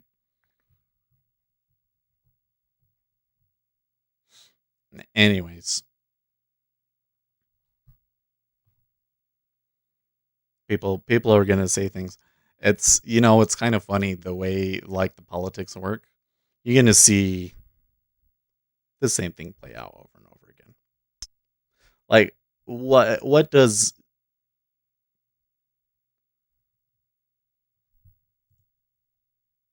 Gary Rich says dictators are not sweet, innocent, nor nice. Ruthless and rule with an iron fist. Yeah, I mean, what that person's personal demeanor and actions in the past are one thing, and I'm not saying that it's not important, but it just doesn't tell us the key piece of information that we need to know for markets, which is what does it do for the chances of peace with North Korea? Don't you think the injection talk wasn't reckless? Well, so here's the thing. It's what you're really getting at, right? Okay. First of all, it was a gaffe. Okay. Remember, here's what makes something a gaffe is that it gives your opponent the ability to define you and take you off narrative, right? Donald Trump did not say inject yourself with Lysol. He did not say that. That people are very much misconstruing what he said. What he did say was, okay, they were talking about how disinfectant and how effective it is on the coronavirus. And he was saying, well, I wonder if there are things that they can put into people under medical supervision that would maybe kill the coronavirus and help them. Or maybe you could do UV light therapy. Actually, it turns out there was somebody they had a thing where they would shine the UV light into your lungs, and they had been able to find out which rays of light were safe to use, but were still harmful to the virus. Interestingly enough, their videos on YouTube got taken down, although I think they'll come back. These are like legitimate avenues of research. Okay. And he didn't say you should. In fact, he was specifically talking about, he was trying to encourage doctors, like maybe there are places to research this, and maybe people will go out and find those spots and give them more funding. I think that's what he's thinking in his head when he does it, right? So he says this. Here's the thing. He's ADHD. I'm almost certain that he's ADHD. He says something unguarded. It was a gaffe. It was a gaffe. Was it reckless? I mean, I don't think it's necessarily reckless, but obviously he has impulsivity issues. He has it. No, he wasn't saying clean the lungs with it. Was not. And we can come back and let me see if I can find the exact quote so we can see where he says it. Like, here's the thing that's so funny about it is that when he says something and it's kind of off the cuff, it kind of ends up being something that's like vague enough that if you really don't like him, you can invent in your mind what he really meant. Like, you see, everybody on the left, well, Texas Trader Wayne says the left is trolling Trump as usual. Nothing new there with the light and disinfectant. I don't think that they're trolling him. I think that they honestly believe that Donald Trump was saying, hey, maybe people should start injecting themselves with Lysol. They really think that that's what he said, and that's certainly not what he was trying to do, right? But it's a gaffe. He shouldn't be saying it. He's impulsive. He's going to say it. That's just you just kind of have to expect that from Donald Trump, right? JB says yes, and there are meds that on the store Block shelf cell. are rat poison, but in the med it's a blood thinner or cancer patients that get radiation treatment. It's about context and how. Yeah, and he was not saying. Let me keep looking so I can find the direct quote. Trump Lysol quote. We have to find like the full quote.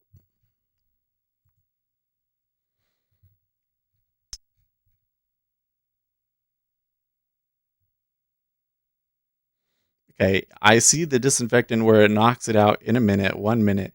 And is there a way we can do something like that by injection inside or almost a cleaning? Because you see, it gets the lungs and it does a tremendous number on the lungs. So it would be interesting to check that. So he did not say, hey, you should try injecting yourself at home. Maybe that's an effective. Did he say that? No. He was opining on it as a possible area of research, right? But it's a gaffe. It's a gaffe. But you see, the people on the left, they really think that that's what he meant. Like, it turns into a real thing because there's enough of vagueness in what he says that they can kind of fill in the blanks and see it the way that they want to see it. And you could probably, if you were on the left, you could probably turn around and say the exact same thing about me. They could say, you're assuming that that's not what he meant. Well, when clearly that is. But it's not clearly. He doesn't use those words so much.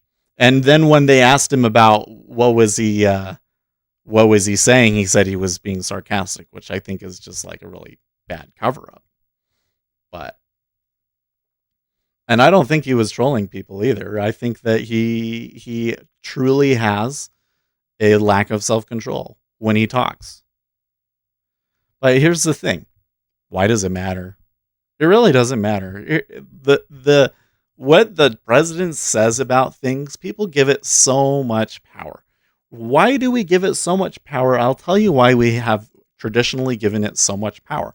Because the office of the president is really powerful, and that is the one that we are most interested in winning.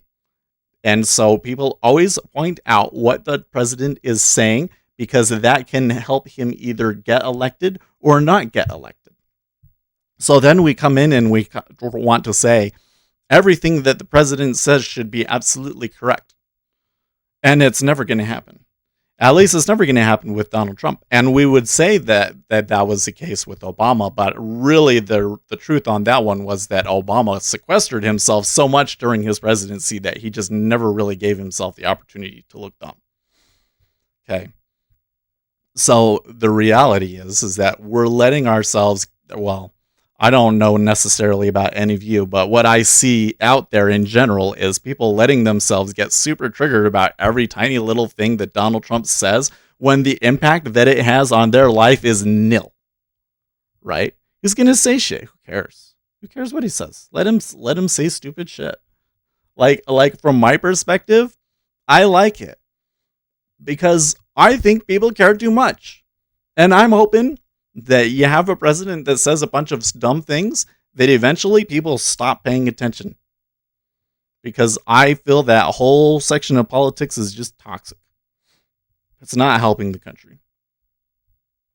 Anyways, that's my thing about it. Don't focus so much on the dumb thing that he said. Like, if you let that color your whole view of the politics, it's going to make it harder for you to interpret what's actually going on. Fair? That's just my opinion. And it is kind of funny Like, people have never heard of radiation or chemotherapy. Like, it's definitely an area of research. And it's kind of funny. The thing that I think is really crazy about this is that there are companies that are doing research on these sorts of things, and their their promotional materials and stuff on YouTube got taken down. Like, what the heck? That's crazy. I still feel really conflicted here. Like, it is up now. We could have bought it. We're coming up on a spot where maybe we buy it. But overall, I'm just not seeing the oomph. I think I see more potential for it to go down in the end. But it's completely against all of the time frames, so I don't think that trade really makes sense.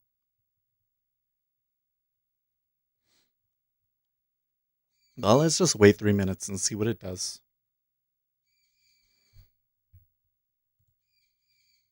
CarOZU says as long Trump don't act on his words. Yeah. Then cool, we must be careful. I mean, he's totally, most of the time he's just spitballing, right?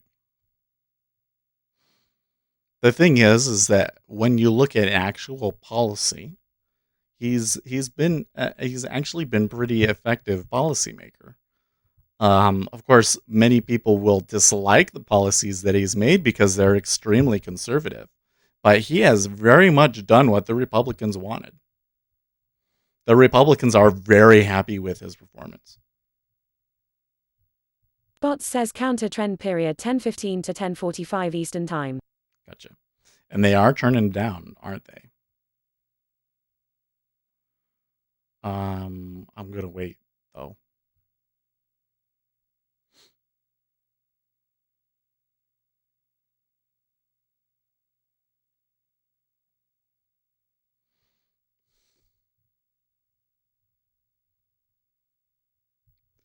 In fact, I'm kind of wondering if we need to get below 28.49 to really try and justify taking a trade.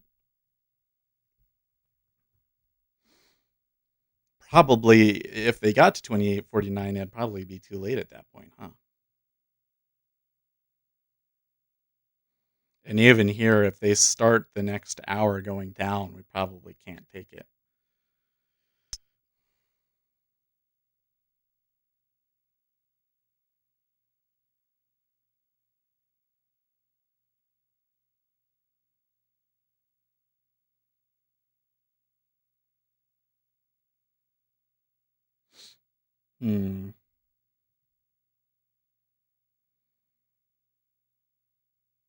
What about the treasuries? Are the treasuries giving us any indication that they will fall through?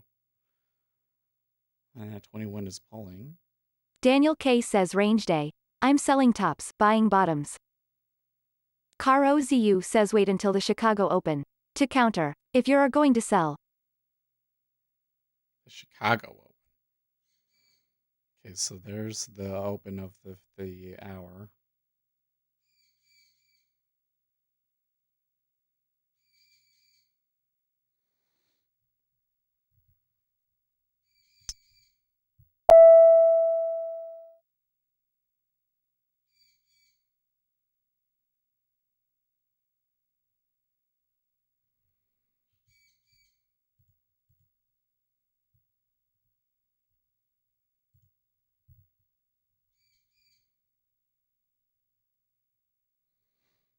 So right now it's suggesting to me that they're going to continue up for a little bit.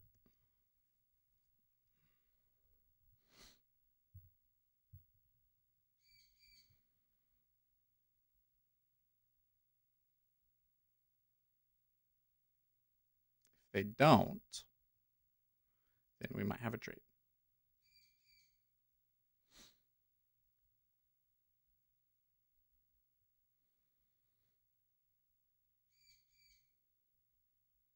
$8:30 Eastern time. CarOZU says 10:30 S time. I don't know which particular market you're talking about. Chicago, that's got to be. I mean, the CME opens before the stock indexes do, right? Like, we start our stream basically when things get going at the CME, at least for the treasuries.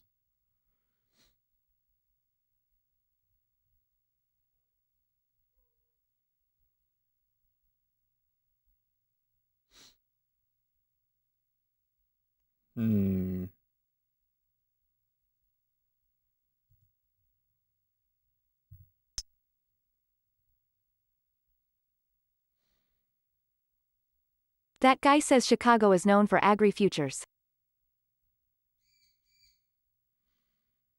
My oh my.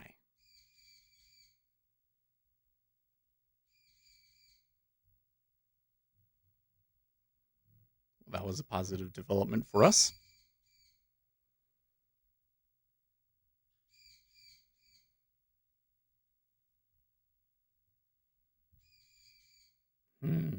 It gave us 8, but I don't think we would have gotten filled at 54 even if we had put it out there.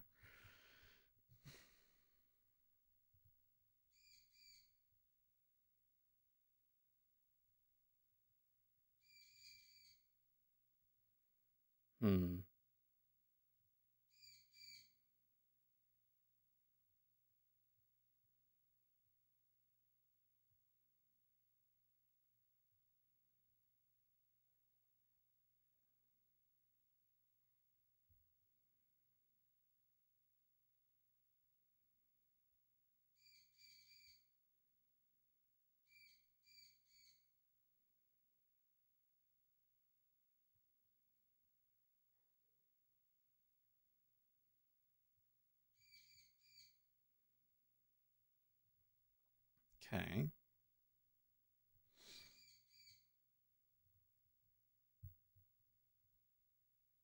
I'm just going to put that out there.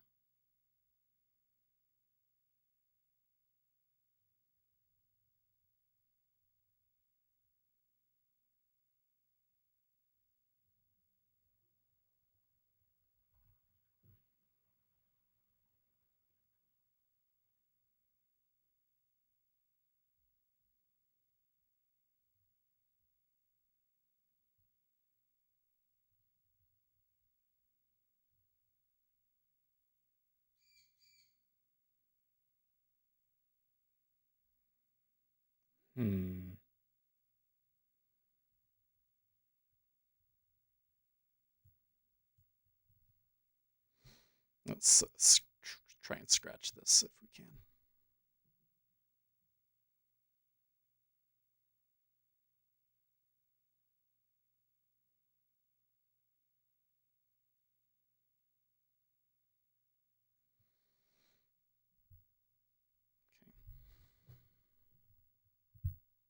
Alpish 7283 says hello. Hello, how are you? So, I got out of that one because we're getting some ranging behavior. Like, that really should have just gone through, and it didn't. So it could still do it. I don't want to feel dumb if, like right there. Yeah, that could happen. But I just didn't like what I was seeing. I'm still working on what are the things that I should get out at, but my oh my.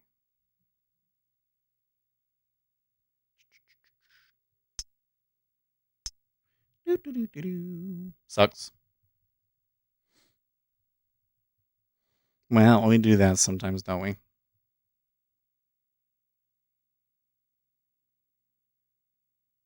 I thought crossed my mind to cancel it too, but I said Alpish no. 7283 says, hey sir, I am a beginner and I want to learn trading. Where I should start?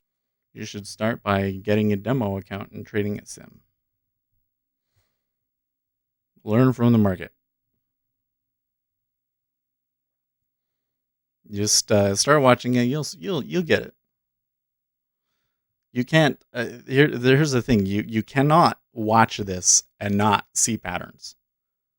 Part of it is that your brain just wants to see them so badly, but you will see the patterns, and you take good notes, and you'll calculate out the expectancies of these edges, and you'll start to figure the game out, right?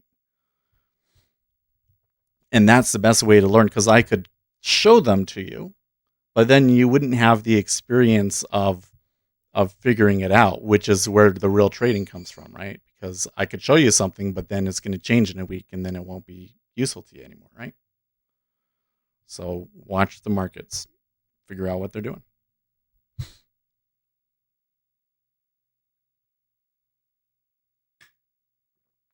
Yeah, I don't know. Existing being says, set accent UKM.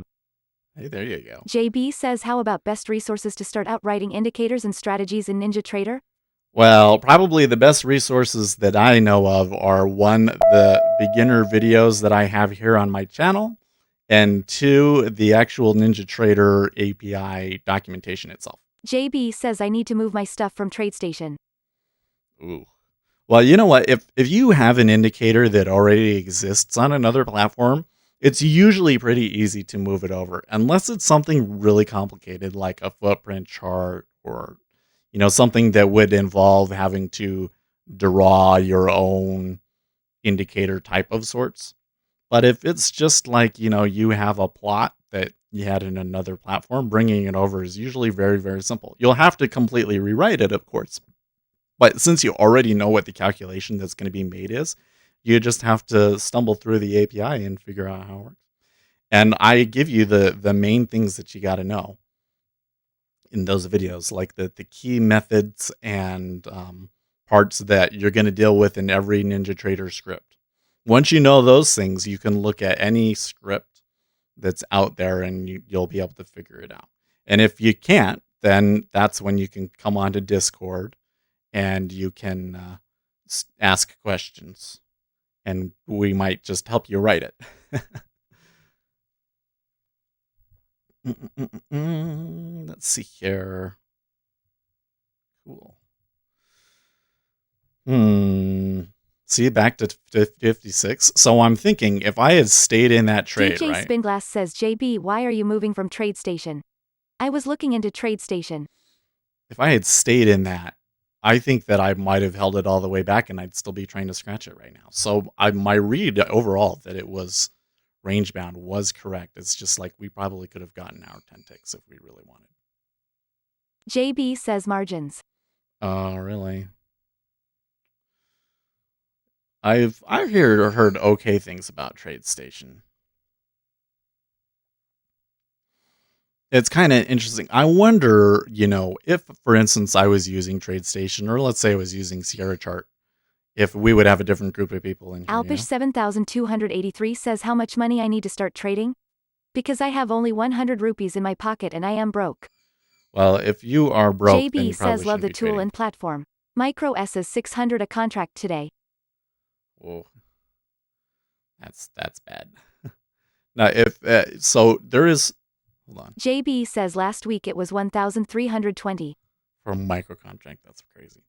No, Alpesh, there is substantial risk of loss in trading futures. The chances that you lose money as a beginning trader are almost 95%. It takes most traders several years before they get to this place where they're even marginally profitable. And the amount of time and effort that you're going to spend on it is going to be, you could probably make more money doing almost anything else. If I took all of the time that I spent trading and I put it into making a website or selling stuff, then you would probably be making more money than I do now. I would only do trading if you really love trading. That's straight up what it is. And if you do not have risk capital, you're looking to, make a living off of trading, I would turn away. I would look elsewhere right now. You're not in a spot to start trading. You should trade if you have extra capital, money that you can completely afford to lose and not care.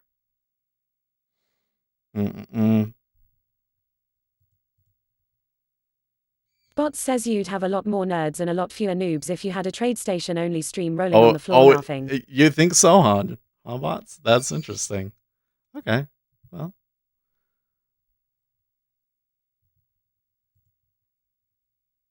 JB says, thanks, Seth. I tried the Ninja Strategy Builder and it's erroring out on their stock compile. Maybe I need to just write it from scratch. It's way too simple, stupid. Well, what is the error that it gives you?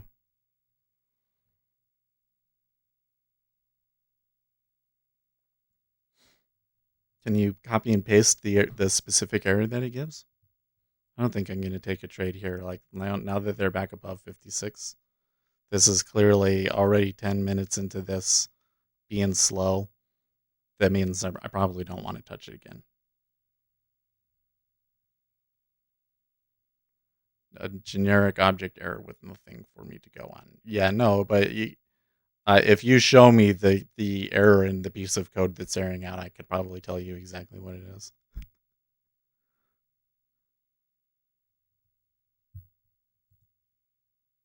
Alpish 7283 says I am 21 years old and I want to get some risk for my future.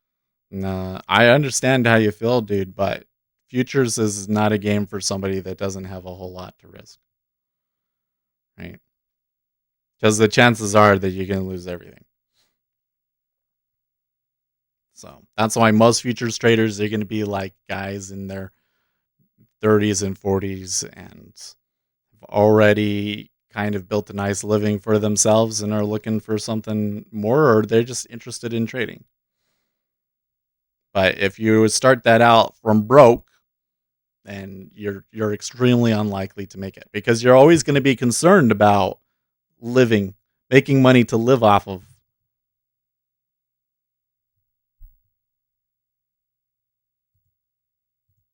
Dan H says if you use Visual Studio, it shows you the syntax better.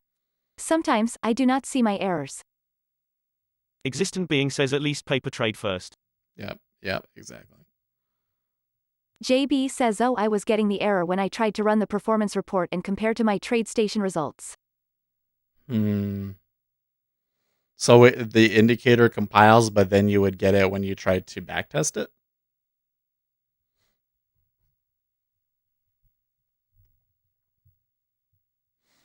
Usually when you get the object error, it's because you didn't add the plot. I'm gonna make a really wild guess here, but because I do this all the time, and maybe this is the issue that you're having. I screw this up all the time.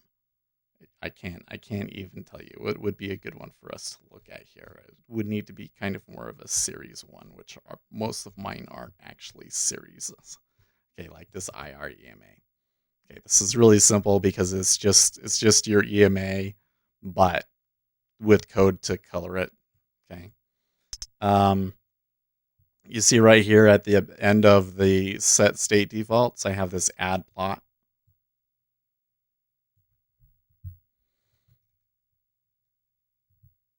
See add plot right there. So for every plot that you want to have down at the bottom, you have to add the plot in there. And if you don't, then you won't be able to access them. So what you do is you add the plot down here, and then this value of 0 will become available. You can also rename value of 0 to something else if you want, which is what I would recommend doing. So that if you change it, like if you have multiple plots and you change the order of them and everything, you can just change them down at the bottom. So you'd say my integer array foo get values of 0, right? And you'll see this in a lot of pieces of code. But usually when you get the object error, it's that you didn't add the plot, and so it's trying to access a data array that's not there. So that's like a wild shot in the dark, but just based on what you've said already, that's my guess.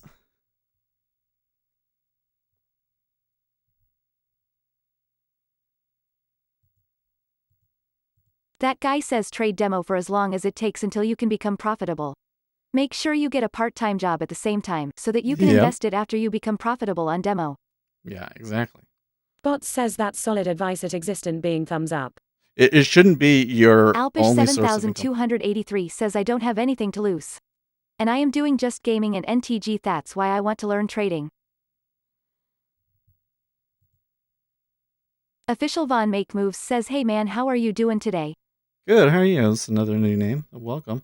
There's a couple of new names, so welcome to all you guys. I kind of forget to to say hi to everyone. Yeah, if you just send me the piece of code through a direct message on Discord, I will try and help you debug it. JB says let me see if I can generate it and maybe paste it in at another time. See, look, they probed through the 56 again, but it's kind of still being really slow. Oops. JB says let me see if I can generate it and maybe paste it in at another time. We just lost our thing for a reader. Oh, official Vaughn make moves. It won't be able to read out your message. But he said I'm short 10 contracts on ES right now. Pray for me. I would. So I took one. I'll just tell you what I did. I'm not trying to talk you out of a trade or telling you to do anything. I'm just telling you what I did, right? When we first moved up a little bit at the start of this hour, coming into the 10:30 time period, and then there was a little bit of selling pressure, and I sold at 56. They came back to me, and so I scratched it for +2, and then they made this move down. So I felt like, oh, I missed it. But then it came right back to the entry, and now they've pushed to the other side. So it appears to me at the moment that they're pretty rangy and that they're still biased up. So that's why I'm not touching it for the time being. Yeah, short 10 from where is a good question too. Like if you're short 10 from like 28.60, then maybe it's no big deal. That's a lot of money though, man. That's more than I'm willing to risk. That's for sure. 28.57. Well, you got an okay spot in the range, but I don't know. We'll see if it works out for you or not, buddy. I'm out though. I'm not particularly thrilled about the way the market is behaving at the moment. There's 55. That's not bad. Well, there's a lot of volume at 55 though.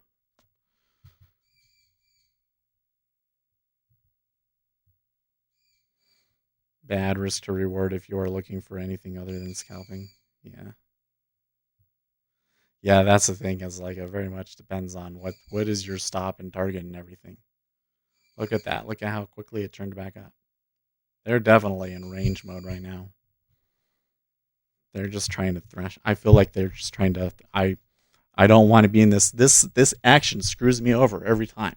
Doesn't matter. If I got long in here, they would go down, and if I went short here, they would go up. You know what I mean?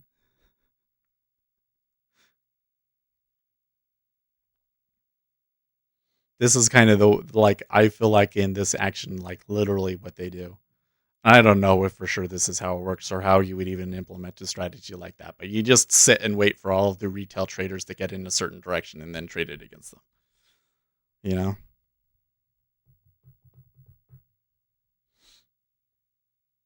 That's pretty strong buy pressure there too at 58.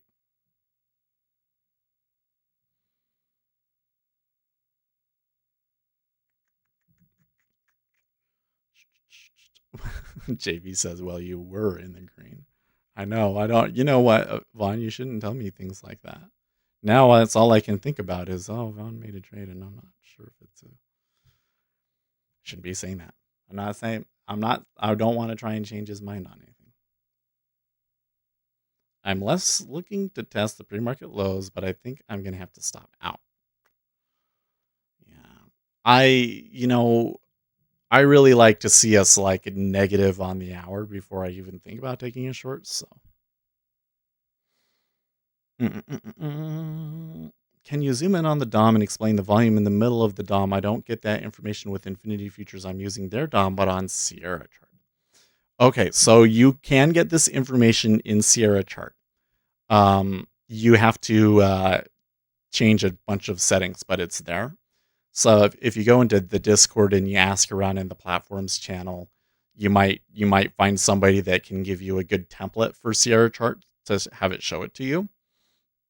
But basically, these two columns in the middle are what we call current trades, and it is basically the market orders hitting into the bid and offer. And if it ticks up, like let's say it ticks up and then it ticks back a little bit, okay, and then it's been more than like 10 seconds, then when it ticks at 28.59 again, it will start at 0. So it tells you how many contracts it actually takes for them to clear a price, right? That's kind of what I'm looking at as well. And you can adjust it like what the reset time is. So over here in ES, I have a much larger reset time so that I can see in this area, is there more buying or selling? Right now, there's a bit more selling, but look, he's holding it, right? So it moves up. Like there's more market sell orders, but the bid is holding them, right? They're not able to get through the bid.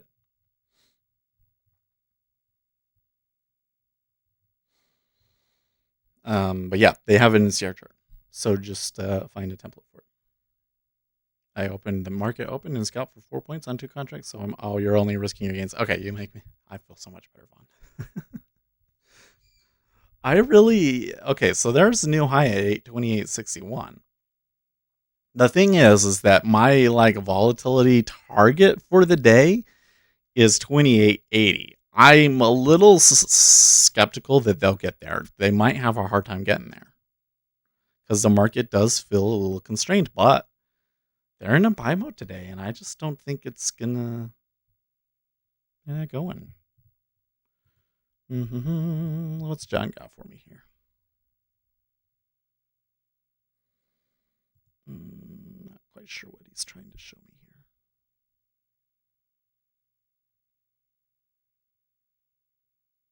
Initial pivot high. Well, I very clearly see that everything on my strategy says that I have to go long.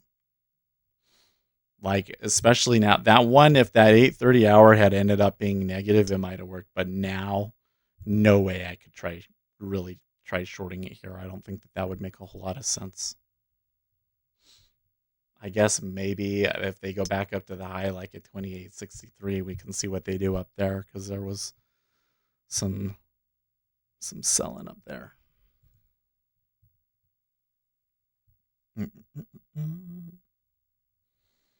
Well, I don't think I'm going to take a trade. So I'm a little disappointed, but I did come out on the day positive. I kind of wanted to make that $10 back.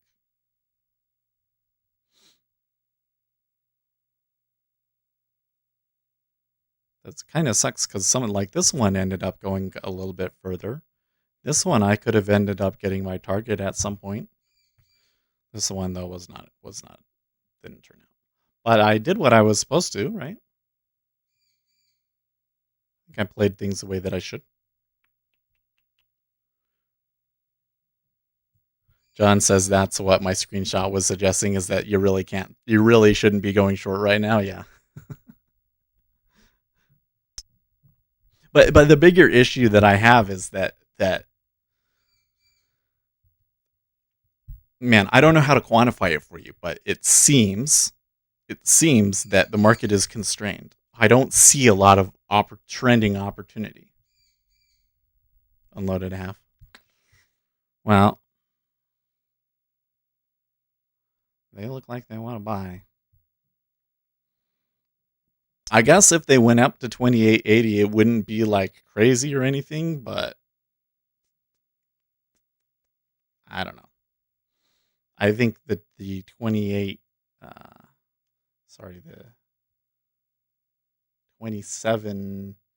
27.90 seems more likely, and I do think that they're going to want to go in get that point of control.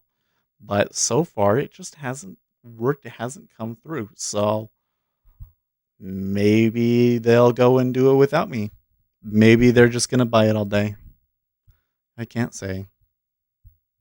A little disappointed. But I don't know. I'm expecting the week to be slow overall still, right? Got FOMC on Wednesday. Don't blow everything before the FOMC, right? It'll probably be a little bit like that tomorrow too. And then Wednesday, we'll see what happens. Maybe it gets crazy. And then once this week is the end of the week, right? Yes, it is. Well, it's actually Thursday is the end of the week. So we got this week, and then in May is when things get interesting, right? Because a lot of states are going to be opening back up, and you're going to start getting more economic numbers. So right now, I think it makes sense to just kind of hold our shots a little bit. That's what I'm doing, at least. Should always, when I say this, I should be really clear. I'm not a financial advisor. Sometimes I trade really well, and sometimes I trade really awful. I've been doing okay the past week or so, largely due to help from some other people. I really appreciate it. But that's what I'm doing right now. Kind of holding back a little bit. Okay, so it's coming up on the top of the hour. I don't really see much reason for me to continue trading into later. We'll see what happens. Oh yes, let me just come in here and grab this link here again. So if you haven't checked it out, and by the way, if you haven't clicked the like button, just you know, I know it's hard. You want to click on things, like you see it moving, and it's like I want to click on that. That's the way I am. So click that like button instead. Just and save the risk for later. That's my recommendation. That's what I'm doing. I shouldn't call it a recommendation. That's what I'm doing. I really appreciate it. 13 likes. That's great. And then I have, what time zone are you in? I'm in the Mountain Standard time zone. So it's 9 o'clock for me now. Just, I like to end between 9 and 9:30 and start work. Before I had to end at like 8:30. So this has been nice for me. It's helped out the stream. Okay, so I put out a video today about trading hardware. So if you want to do me a real solid, it really, really, really helps the channel out if you can go to that video, watch the whole video, and then I have a comment down there about what is in your trading computer, and let me know what you have. And that really helps the video out and makes a big difference. And then, like I said, we also had a Ghost Squawk interview yesterday. And that was pretty fun. And that's like 2 hours of us talking. That's pretty dense. So that's if you enjoy listening to me. Because apparently some people do.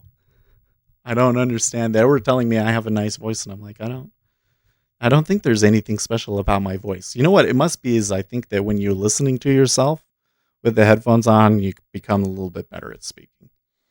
But anyways, really fun. Go and check that out too. And I guess that's about it. They're turning down again now. We'll see if they just maybe they go down there and I miss it. But I'm going to miss it. See you tomorrow. Stay profitable, friends.